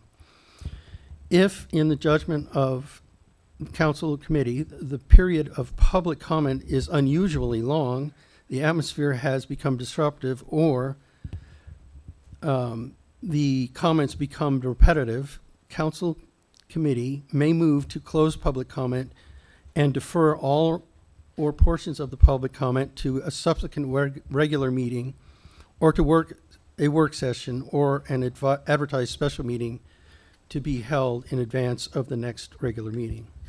Number 11, committee meetings may be canceled at the discretion of the chair if staff has no business to come before the committee for decision or discussion, or if the business would be best addressed with the whole council. I'll Thank read you. from there. Okay, you did a good job, Matt. Thank you. Thank you. Appreciate it. Okay. Yeah, outstanding. Official actions and deliberations. Borough Council reiterates under section 712.1 of the Pennsylvania Sunshine Act that council committees can only take official action and deliberation by a quorum of the members of the council/committees at a meeting open to the public on items listed in the agenda unless for emergency business, de minimis business arising within 24 hours before the meeting, de minimis business raised by a resident or taxpayer during the meeting, and matters added to the agenda by a majority vote. Secondly, and now we move on to recording and streaming. Borough Council adopts the following rules for recording and streaming of its public meetings by members of the public. First, those persons present at the meeting and intending to record shall notify the chair that they have an active audio or visual recording streaming device. The chair shall notify the public that the meeting is being recorded or streamed. Secondly, recording or streaming devices shall be conspicuously placed in the meeting room in such a position to reasonably record the entire meeting.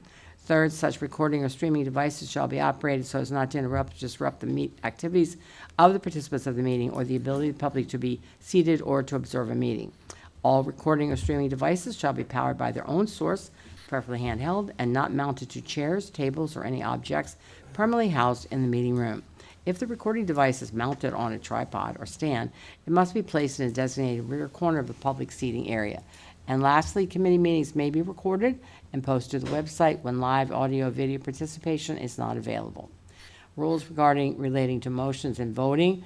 And I think all of us need to pay particular attention here to this. Sometimes I make mistakes, and I think it's very clear as to the rules we need to follow. Motions, resolutions, and ordinances. A main motion is used to conduct ordinary business as well as for adopting an ordinance or resolution. A resolution is used for lengthy, complex motions or when council committee members want to convey intent. Usually, resolutions are passed with a simple majority. An ordinance is a local law. Usually, ordinances are passed with a simple roll call vote and then are submitted to the mayor for their review and decision. A motion requires a second by a second member before it can receive consideration at a meeting. If a motion is seconded, the motion moves to discussion and then vote. If a motion is not seconded, it is lost and no further action is taken on that matter. The chair then proceeds with the next item on the agenda. The first rule of parliamentary orders is that only one matter of business can be considered at a time. The 5 steps are: a member makes a motion, another member seconds a motion, the chair states the question, the chair puts the question to the members to vote, and the chair announces the results of the vote or the motion. There are also subsidiary motions that council committee members may use to assist in disposing of a main motion. The motion can be postponed indefinitely. The motion can be amended. The motion can be committed or referred to a committee. The motion can be postponed to a certain time or definite date. A member can limit or extend limits of a debate on a motion. The motion can be moved to the previous question. The motion can be laid on the table. Voting is done in one of 2 ways, by expressing either favor or opposition on a roll call vote. In any instance where the result of expressing favor or opposition seems other than unanimous, or in the event of 1 or more abstentions, the chair shall call for a roll call vote. Any member of the council committee may demand a roll call vote on any question before the council. Conflict of interest. In a case that a member believes that they may have a conflict of interest in the matter being decided, they're required by law to abstain from voting and to inform the council in writing to the borough secretary of the nature of the conflict. The written reason will be attached to the minutes and posted within 24 hours following the meeting. If the council would be unable to take any action on a matter because the number of members required to abstain from voting makes the majority or other legally required vote of approval approved unattainable, then such members shall be permitted to vote if said disclosures are made. All members of council committee are required to vote in favor or in opposition unless they are required to abstain on grounds of a conflict of interest. The mayor's tie-breaking authority. At borough council meetings, the authority of the mayor, if in physical attendance, to cast a deciding vote applies whenever, as a result of the tie vote, council is unable to either enact or pass an ordinance, resolution, or motion, or declare or fill a vacancy on council or in any other borough office, or take action on any matter lawfully brought before it. The mayor. While the Borough Code provides limited statutory powers for the office of mayor, the mayor is the ceremonial head of the borough government and is in a position to exercise leadership. The mayor has the right to attend all council meetings and is permitted to take part in discussions and may vote in the case of a tie vote as set forth above. The mayor presides over council only twice during each term, at the reorg meeting of the council in even-numbered years. If the mayor is absent or incapacitated, or if there's a vacancy in the office, the duties of the office shall be discharged by the president of council, or in the absence of incapacity of the president of council, or there's a vacancy in office by the vice president of council. The president or vice president, while acting as mayor, shall have power to veto a proposed ordinance or the annual tax resolution under section 1302 relating to a tie levy, or to break a tie, but shall not have power to vote as a member of the council. The non-observation of rules. These rules, wholly or in part, may be amended or repealed by majority vote in any regularly scheduled meeting of Borough Council. Rules adopted to expedite and facilitate the transaction and business of council committee in an orderly fashion shall be deemed to be procedural only, and the failure to strictly observe any such rules shall not affect the jurisdiction or invalidate any action taken by council or committees. Miscellaneous provisions. The provisions of this resolution shall be severable, and if any of its provisions shall be held unconstitutional, illegal, or invalid, such unconstitutionality, illegally or validity shall not affect the validity of the remaining provisions in this resolution. All resolutions or parts of resolutions inconsistent herewith are expressly repealed. This resolution shall replace resolution number 1296 as amended in its entirety. Okay, we read that?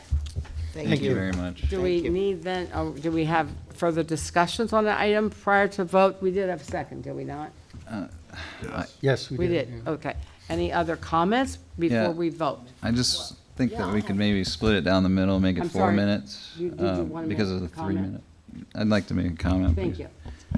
you. I don't know. Tonight I thought 3 minutes was a little short, but maybe 4 minutes. We discussed it. at Because we've various been meetings at before. 5 We- and then we go we 3 cut and down then to remind 3. people at number 3. So sometimes they do go to 4. Okay, at the discretion of the chair. Discretion of the chair. Right. Thank you for your comment. Any other comments? The only comment I have is what I made previously, that during their public comments, and this doesn't come from me, Barb. Do you have anything okay? to add to what you said previously? No. What I'm saying is that we have a two-way street here, that if we do find that we have a question, we have to ask the person who has stood up and are making a public comment. If we have a question that really needs to be answered by one of our committee members, our councilmen, that we be given that opportunity. I just think that we're doing more harm than good by, they make their comments and then they go sit down. And you're doing a good job right now, Barb. What I'm saying is that before, when I sat on council for these 7 years, there have been times when people have really been and taken offense, okay? That it didn't seem that we cared, and then when they were supposed to get replies, they were never answered. And so I want to eliminate that portion, that it makes hard feelings between the public and the council. I want them to come. I want this whole room packed with people. And I just think that it gives a good opportunity for both council members and the people of the public, where we can communicate in that public comment if we need to, if there, and we desire to. So that's where I rest it. Otherwise, I don't have a problem, Barb. I really don't. That is not currently in what you're voting on, just so you know. I know. Okay? That's why I made that comment at the beginning. All right. Any other questions or comments before we probably need to take a roll call vote on this? Make a comment. Just in regards to, I want to be inviting for the public to come. I feel like we don't get enough of that. And if we cut them off, I just feel that's disrespectful. We have the time. I mean, these meetings run long. I think that accommodating them is first and foremost, so we can really get the best picture. I would certainly And- agree it's important to hear the comments from the public. However, this is a meeting that we have to go over some things in this meeting, we have items to discuss. So we have to get a little balance there. But thank you for your comment. Roll call vote? Bart? Yes. Another thing. We handed in our rankings, remember from one, thank you. Don't I have it? On 1 to 8, and I said we should have kept 9 in. The rankings for 2025. Yeah. On that, I did apply my reasoning for allowing public comment. Okay, remember you had asked, and I wrote it all out. It was on, I think I wrote 2 pages, but I did address that very issue before this was brought up tonight. And I was hoping that that we would focus on it a little bit and say, you know, if you didn't understand what I meant, just give me a call. But honest to God, I gave you a whole rundown on why it was so important. And it wasn't me. I'm not sitting here trying to do something for myself. This is what the public wants. They like that cross communication, but it doesn't always have to be so. People can leave public comments, go back to their seat, and that's the end of it. But it allows us, if it's in the negotiable area here that we're discussing on paper, that we add the fact that that we can communicate back and forth. I do not want to answer them if I don't have the answer. But if we do have the answer, we can handle it immediately and they can leave here satisfied.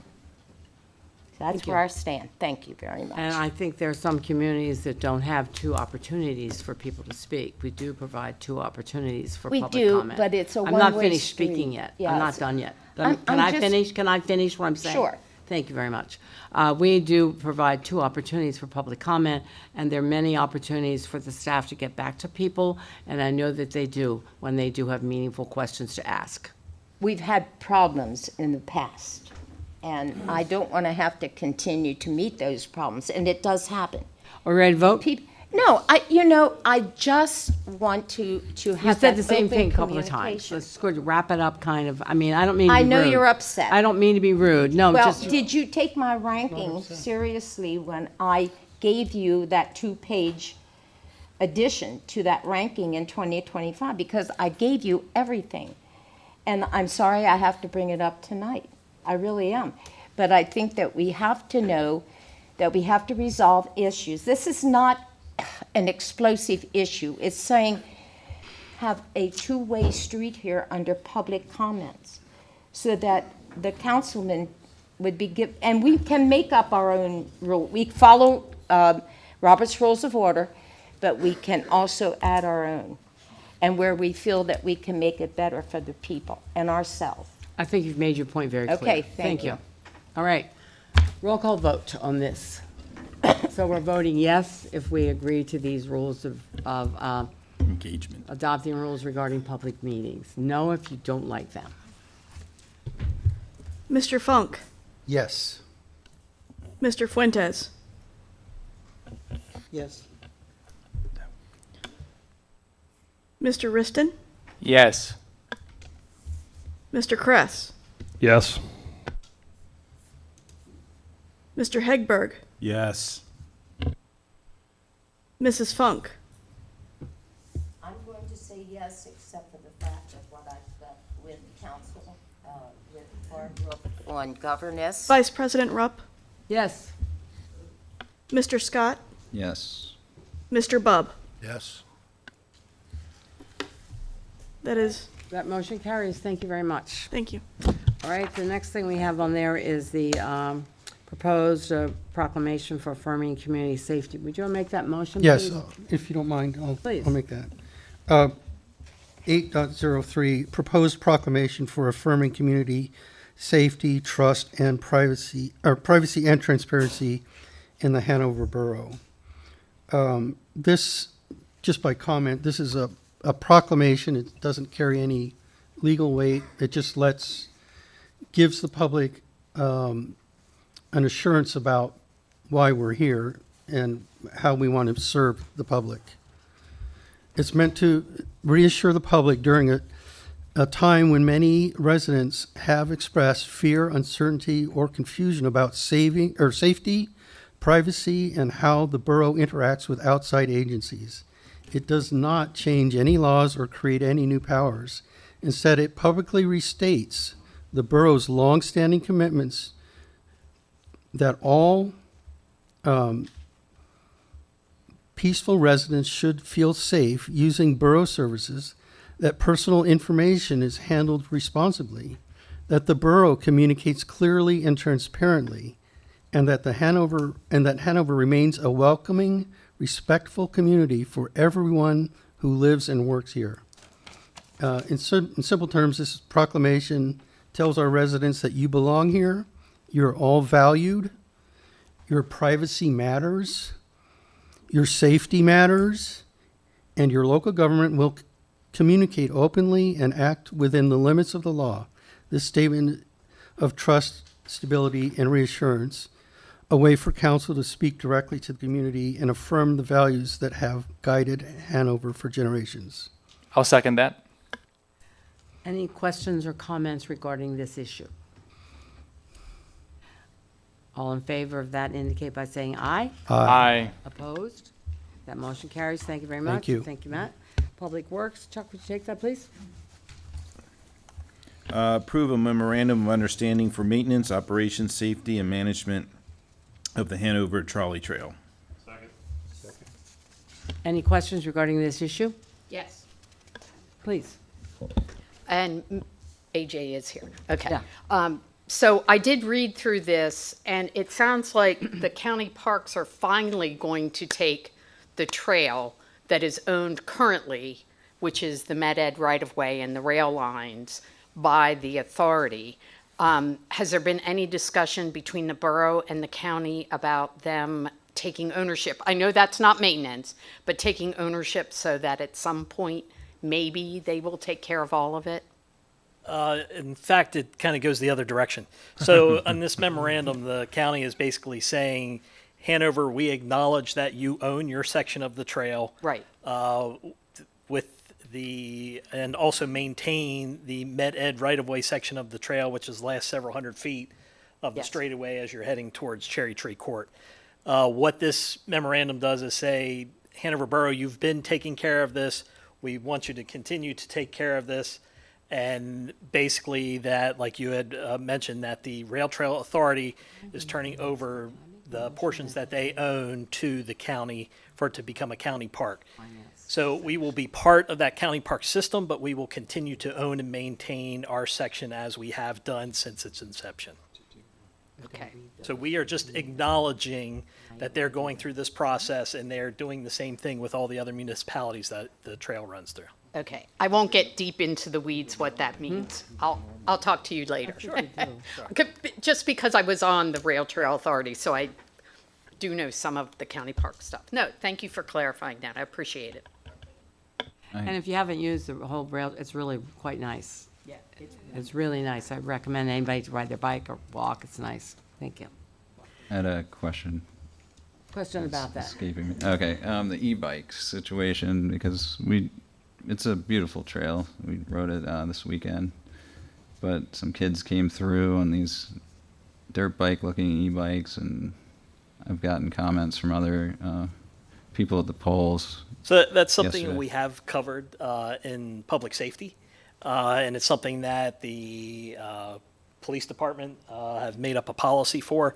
The rail trail also has its own guidance there on the basically the power or how fast the e-bikes can go and their regulation. So it's really a matter of reporting those things to our public safety officers, and we can take care of it from there.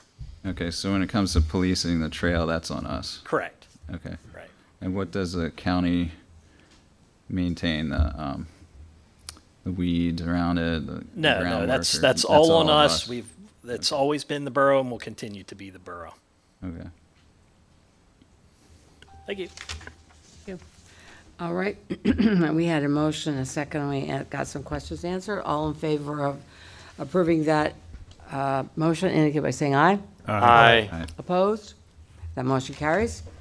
Chuck, the next one? All right, authorize the advertisement and public bidding of the East Hanover Street Sidewalk Replacement Project as funded by the CDBG.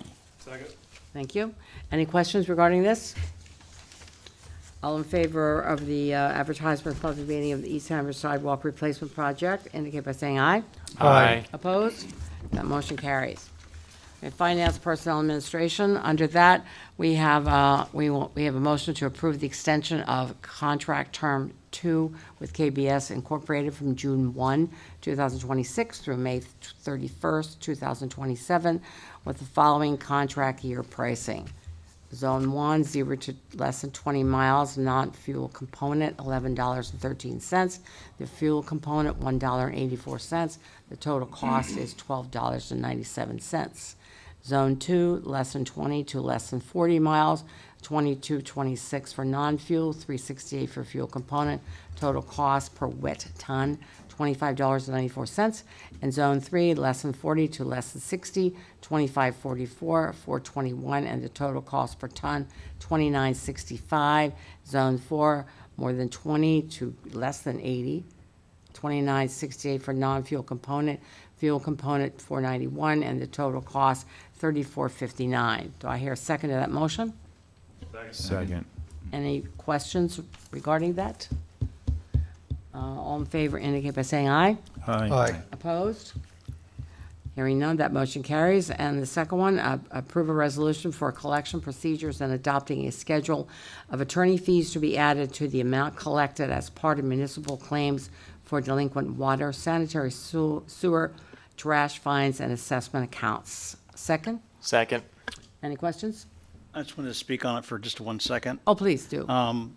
Just for clarification. The resolution revises Resolution 1348, which was originally passed in 2022 to update the legal and processing fees charged by the borough's outside collection agency for recovering delinquent accounts. Historically, the borough would go after delinquent accounts themselves and incur fees associated with that to recover the principal. But with this arrangement, all fees and penalties associated with these recoveries are paid by the delinquent account holders, which means it's not passed on to our operating costs and to all the other taxpayers. So approval of this resolution supports fair cost recovery practices and benefits the borough residents who pay their obligations on time. Thank you for that explanation. Sounds like a good deal. All in favor indicate by saying aye. Aye. Opposed? That motion carries. Thank you. And lastly, change orders for 44 Frederick Street. The motion is to ratify, should I take each one of those separately? Chuck could do that. Oh, Chuck. Sure. Chuck. You're welcome. All together separately? Separately. Separately. All right. Ratify approval of PC 0 number 15 in the amount of $2,726 as recommended by the architect and per staff report. Second. Is there a second? Any questions regarding that? Anyone need any clarification? All in favor indicate by saying aye. Aye. Opposed? That motion carries. Ratify approval of PC 016 in the amount of $5,507 as recommended by the architect and as per staff report. Second? Second. Thank you. Any questions? All in favor of that indicate by saying aye. Aye. Opposed? That motion carries. Thank you. And Chuck, the last one. Ratify approval of PCO number 17 in the amount of $19,376 as recommended by the architect and as per staff report. Second. Thank you. Any questions regarding that? No questions then. All in favor indicate by saying aye. Aye. Opposed? That motion carries. Thank you very much. And I then do we- want to make one statement. sorry, I yes, do please. believe Eric is going to be providing a report next week as it relates to the costs to the building, the police department. At this moment, our percent of change orders to the value of the contract currently sits at 0.83%. Wow. We're at 40-something% complete. That's good. That's good. pretty darn So good. before, as you look at these numbers, we're under 1% of a cost increase on the building. Thank you for sharing that. Good news. Chuck, we are 1/3 then of the way complete. 45%. 45% now? That's correct. And we'll have a full accounting next week from Eric. Thank you. Thank you. And we do have a comment from Tim Kress. I'm going to talk for about an hour and a half. No, you're not. Oh, No, you're come on. not. Just real quick, I want to let everybody know that the Hanover Area Fire and Rescue agreement that we have with Penn Township, we've had multiple meetings. Currently, some of the stuff that we've talked about is with the solicitors, and I just want to let everyone know where we are with it and that we are moving forward, and the meetings are going extremely well. We thank you for your cooperation, Penn Township. Thank you. Thank you very much. It's good news. Thank you very much. And any correspondence or any information anyone needs to bring forward? Additional public comment? Mr. Holt? Thank you. This is probably the best Finance and Governance Committee meeting I've ever attended. It's been insightful, illuminating, just different than what we're used to. We have this laundry list of consent agenda items where there's no discussion at all.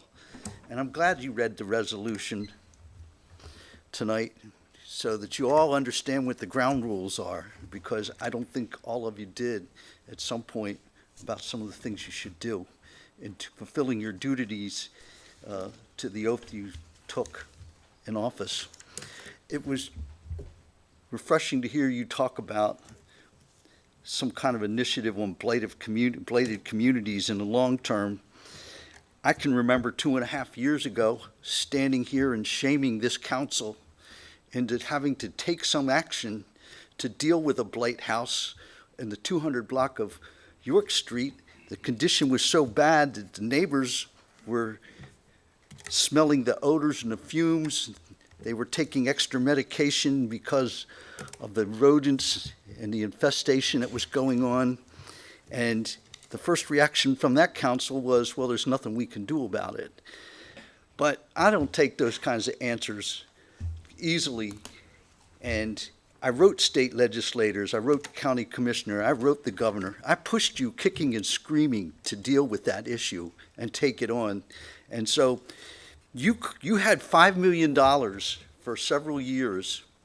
It was ARPA money, and you could have used that money to deal with some of the housing issues here, creating a revolving loan, doing what other communities did with the ARPA money. You instead decided to save it, to sit on it, in case there was an emergency, and then you spent a good bulk of that money on this building, which is a testament to excess, luxury, and self-indulgence of the borough.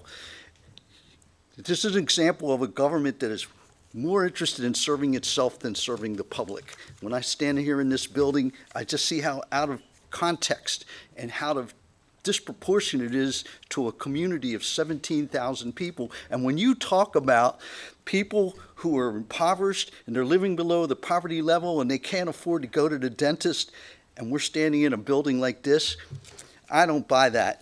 And I don't buy that at all, because the only time you ever seem to be interested in the poor people in the community, the people living below the poverty line, is when you need to go to the state for a grant or to the federal government for a grant. So I'm kind of glad to hear you talking about dealing with some of the housing issues. What we need is not apartments. We need houses that can house whole families of 3 and 4 and 5 people, instead of crushing 1 or 2 or 3 people into what they call a luxury studio apartment. So we'll see what happens. You're good at talking, but a lot of times I don't see any action. So on the fluoridation thing, it was just refreshing to hear some of the conversation, some of your thoughts. You know, most of the dentists in this town don't take Medicaid patients. They don't take the poor. There's only a couple of them. And you know that. You know that. You do. You didn't tell the people that tonight. You didn't tell us the truth.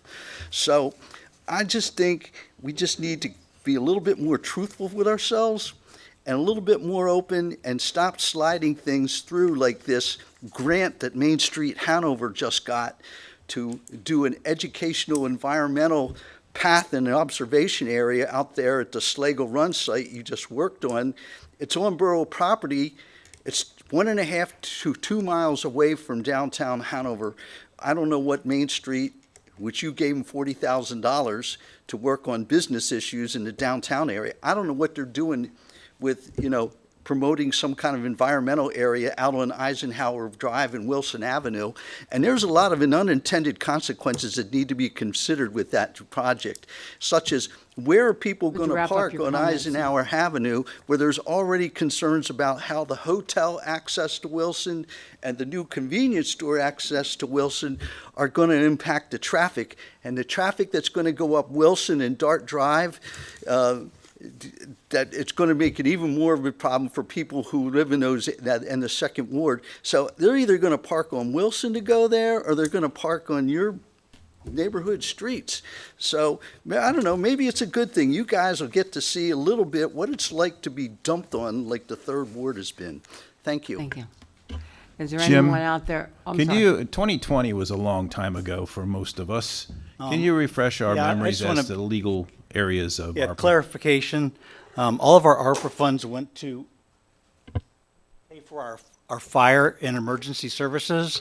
Thank you. And that was required by the federal government, and that's how those funds were used. They weren't used for anything else. I just want a point of clarification. Thank you, I appreciate that clarification. Anyone out there on Zoom to make any other public comment?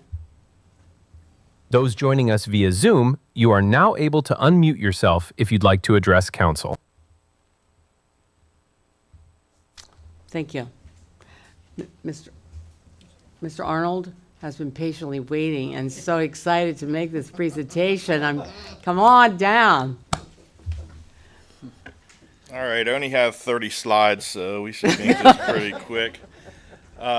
First off, I'm here to just talk about the 3 divisions under the water resources, the water meter division, the I&I sewer maintenance, and also the water distribution division.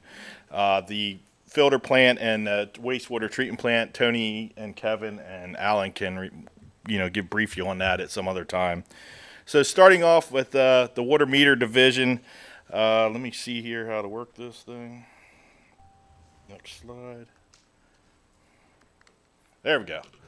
So in 2022, we elected as a council to go and move forward with the meter replacement project. Since the start of that in 2022, you can see there that the borough staff has replaced over 6,000 water meters and transmitters throughout the system. There's a long way to go. We're working on that every day. We change about at least 7 meters in a house every day. We'd like to do more, but it does take time. When you're changing the meter, you're also possibly in some of these older houses, you have to go through and change the wire that goes out to the outside. So when you're looking at that slide, the new water meters, that's on the left. The gray box is the radio transmitter that is mounted on the outside of the house. That transmits to the water towers or Pars Hill, and then that actually goes back to the Neptune website and is able to download every 15 minutes of water usage. So if you have any questions on this, I can be here afterwards or meet with you or discuss it. So so far this year, we've replaced 362 meters and 116 transmitters. Last year we did a little over 1,100 meters. We're hoping to do 1,500 to 2,000 this year. That's what we're striving for. All right, next slide. Also with the water meter division, we also do all the 3-day water shutoff postings. So there's 3 days a month that the guys have to post water shutoff notices at properties for delinquency. So there, John helped me gave me a number. So far this year, they spent time and posted 1,376 3-day notices. We shut the water off to 149 properties for non-payment. And we also partner with Conewago Township and Penn Township to shut the water off of residents that don't pay their sewer. So we partner with them. So during the week we do, or each month we have dedicated probably 5 days out of the month that we do with shutoffs. We're turning water off and then shutting back on. So it's coming along, but it's a necessary evil, I guess, in that department. All right, next slide. I'll move on to we're looking at the green, so we're in our I&I, or also we call this our sewer maintenance division. Right there, you're looking at a stormwater inlet. I believe that one was on Eichelberger and Eisenhower Drive. We actually repaired that today and replaced it. So that's just some of the items that the sewer maintenance division does. Yes, ma'am. Yes, ma'am. Yep. Oh, that's a main one. That one's a bad one. So we'll be there tomorrow, because after all the wind we had last night or today and the rain, we'll be there tomorrow, definitely. You'll look for us. So in that picture, that is our jet truck. That's one of our most versatile vehicles within the fleet of all the borough vehicles. It's used throughout every department. That can jet sewer mains, as you see there. So far this year, we jetted over 40,000 feet of sewer mains within the borough. So if your constituents ever say, hey, my toilet was gurgling today, what the heck was that? Because we do get calls on that. That's when we're jetting the sewer mains. As the jet nozzle comes back and works back and brings the dirt back to the truck, it also pulls some of the air and water out of your sewer lateral into the sewer main. So it's actually cleaning your sewer lateral somewhat as it does its job out in the street. So usually when the jet trucks are out, it's hard to tell the residents when exactly the day we're going to be doing it, just because we filter that in whenever we can. A lot of times we're out doing sewer digs. As you can see, so far we've done 11 sewer digs and replaced over 146 feet of piping at the sewer backups. Those were backups. And then we also we have a third-party contractor. So when we come across a sewer lateral that it's hard for us to dig because there's so many gas mains, or it's a new street that was recently paved, we contract with a company called No Dig Pipe Repair, and they come in. We vac out a hole using the vac truck, hydro excavate it, give them an area, shore it up for them, and they can go in and line that sewer lateral without us having to dig the road. So you'll notice we had one we wanted to line on Broadway, but for some reason, for that instance, the terracotta pipe that was there collapsed and we were unable to line it, so we did have to dig it. So that is on my next, as soon as we get the HOP permit back from PennDOT, we will be paving that and fixing that. Also the guys, if you look there at the bottom, PA1 calls for sewer and storm, we have those. So the guys so far this year's marked 1,777 PA1 call markings. All right, next slide. Stormwater maintenance. The guys this year, we tried to focus on stormwater inlets. We found a lot of them this year just because with the plowing and the snow removal and the change in temperatures, it seemed to have the contrast of the freezing and thawing, so there's a lot of cracked areas and stuff and settling. So that was actually on Eagle Avenue. We fixed that one. Here's the finished picture of the guys rebuilt it. Instead of digging it up and totally replacing it, they dug it up and re-bricked it, put new brick in, and did a very nice job in fixing it. So that's some of the things we're also focusing on the stormwater side. All right, distribution department.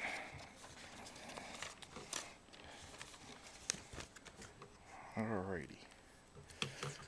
So as you know, with our distribution department, this past winter was a difficult winter for us with the cold weather. So we had 19 water main breaks during the winter months. We also had 13 water service lines that were leaking. So those we can find, sometimes they push out of the ground and you can find them easily, but we also have leak detection that we put out throughout the system. And it's cellular based, and it allows us to see if there's instances where there could be a possible leak on your service lateral. Then we can if it's on our end, we fix it, but we can also let the resident know that there's a leak and try and, get some detection so we can cut it back on our water loss. Also, we conducted our spring hydrant flushing in April. It was this year. The guys said it was actually a little dirtier than usual, so it took a little longer to get the hydrant flushing done, just because they had to spend a little extra time per hydrant till it cleared up. All right. There we go. So here's some upcoming projects. Like I said, we had the water main breaks. So this year we have, per PennDOT, we have to do pavement restorations. So we just did one on Frederick Street, the 600 block, I believe it was, out by Tipton's Furniture. That was one of our water main breaks. It was a very bad one there. It actually raised the road, so we just finished that one. We will be, once weather comes back around and allows us to, we're going to focus. We have one that's really bad on Carlisle Street by the Turkey Hill. Had a lot of complaints on that one, so that was one of the ones that we're going to do. And then also, with that incident we had with the water main break on Frederick Street, when the guys went to turn one of the valves to shut off the flow, the valve actually broke in the ground. So one of our ways to fix this is we're contracting with a company to come in, and the company is going to do this and replace the valve while the line is running, without having to shut water off to Tree of Life and some of the pretzel factories. It's a pretty detailed task, and we're contracting with them. That should be done here in the next couple of weeks. So our boil of water advisory, for if we do it this way, we can minimize that and only have a couple customers. If we'd have to shut everything down and replace the valve, we'd have a boil water advisory for a lot more customers. So we're taking the time and keeping the customers in service and hopefully cut down on any disruptions.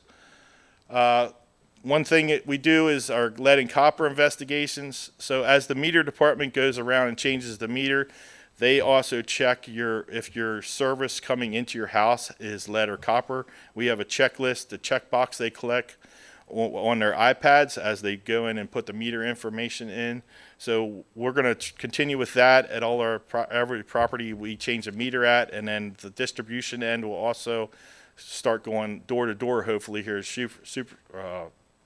pretty soon, and start trying to figure out of the unknown ones that we don't know, and a lot of those are sometimes in the downtown areas. We're going to look to see if we can figure out where some of the lead is. So we always look for any customer, resident that they help us out. We send out flyers. We did a whole press release for it, and we're always looking for people to give feedback back if they have that. And one thing that's coming up also, we have, Eric, is it 8 properties on Centennial? Yes.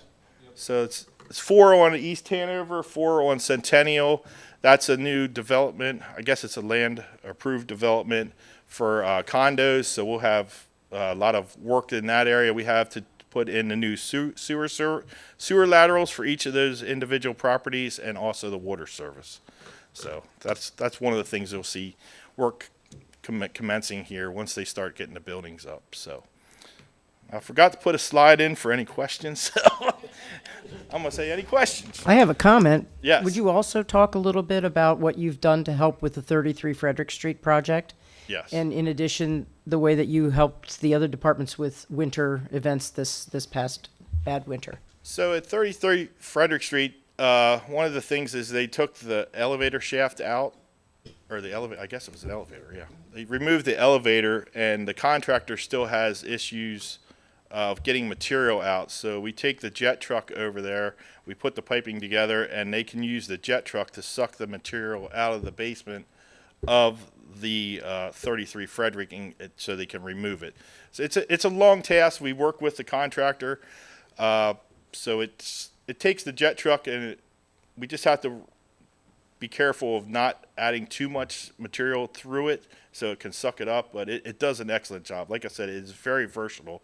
We've helped the jet truck at Barry Avenue Playground, or the new water fountain we put in there. We went in there, hydro excavated, and sucked up the area around where the new water fountain is, and so they could install the new water line. So we work together a lot of it. We work with the sewer side, works with the water distribution. When they go out and have a leaking service, we'll take the jet truck out. Instead of hand digging or using a backhoe, we can hydro excavate that and fix that a lot quicker. Because if you do use the jet truck to hydro excavate, you technically do not have to call in a PA1 call and wait. So it's helpful in that regard. Like I said, that piece of equipment, it is very expensive, but it is one of the best pieces of equipment we have in the borough fleet. So Good to know. And somebody sent out information about the hydrant flushing, which was very helpful. Yep. So it's good. Thank you very much. Yep. Thank you. Any other questions? I had a question. Yes. The data upload to the water tower every 15 minutes, is that something that we could provide to the public?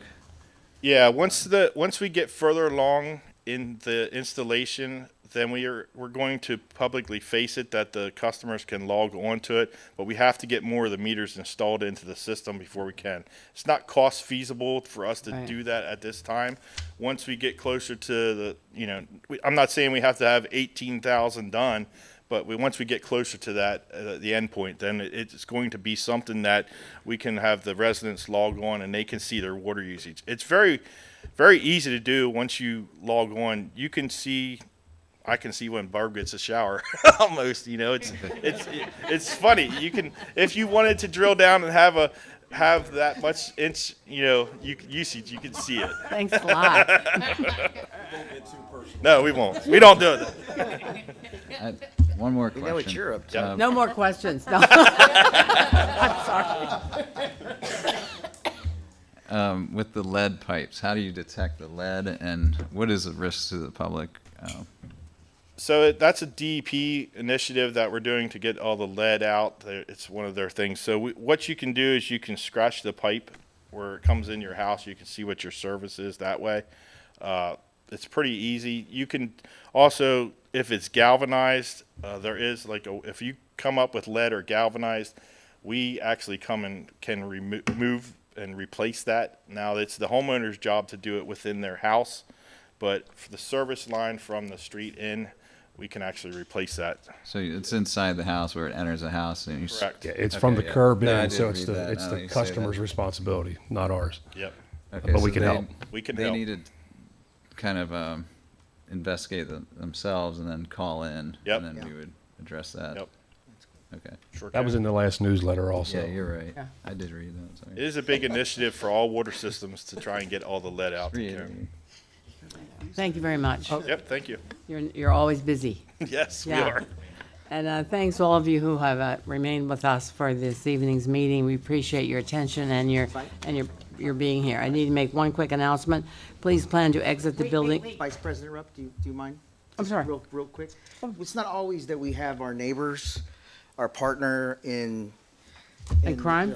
In crime, Yeah. which the Director Arnold just put himself on the radar. I'm going to have the chief watch you.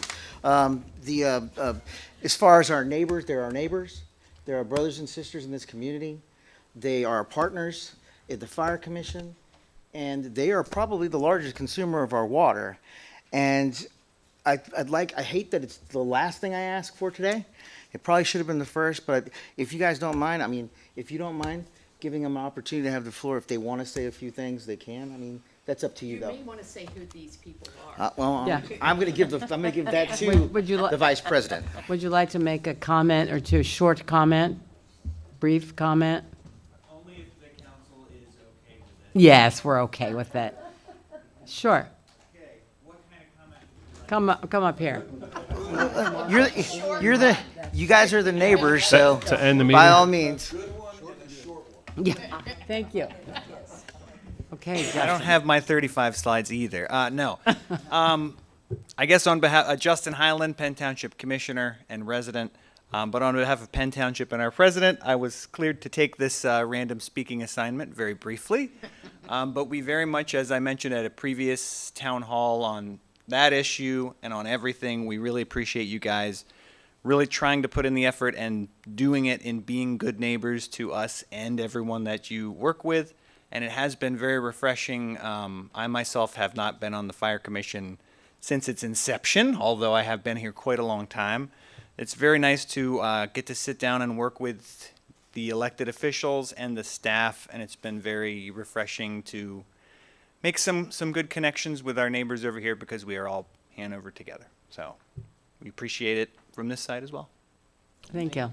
Thank you, Brian, for bringing that to our attention. Thank you very much. Yeah, it's good. Barb, may I make one last comment? Sure, And why not? This is great. This is, don't pick on me. I'm not picking getting- on you. Yeah, no. I want to thank Margie and AJ and Jim Shelton and all the men sitting here and everyone who came to work on the Bear Avenue Pavilion.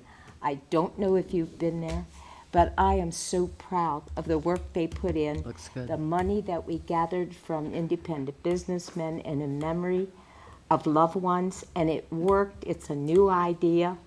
I'm looking forward to new ideas coming up for fundraising that don't remove money from the taxpayers' Right. pocketbook or increase, but it's beautiful. Have you been over? I have. I've seen it. It's And lovely. you're getting a water fountain for your children for Work Park. That's, okay, good. Yeah. Good. Oh, glad I'm to hear sorry, it. you didn't. I'm good. I didn't know that, but it's good. No, but I because I checked with Jim at the beginning. Good.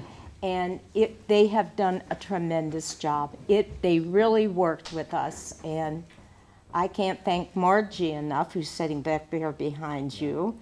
But just know that it was so greatly appreciated, and the children will thoroughly use it Well, I this think year. as you hear these different department persons make reports, you can tell they all collaborate with one another. They work well together. Yes, We have to work keep them well. all together Absolutely, and not let them ever absolutely. leave. It's beautiful. Yeah. It's beautiful. And I got my new water fountain, and it's great. So Okay. the children, you've really done a great job for the children of this community. We'll appreciate the summer when they have a Yeah, place for to this, be under. absolutely. They definitely Yeah, will. Thank you. Thank you. Any other comments? Okay. Please plan to, I know this won't be a problem, but please plan the building within 15 minutes following the adjournment, so staff may secure the building and depart for the evening. Thank you again for your attention to our meeting this evening. And this meeting is adjourned.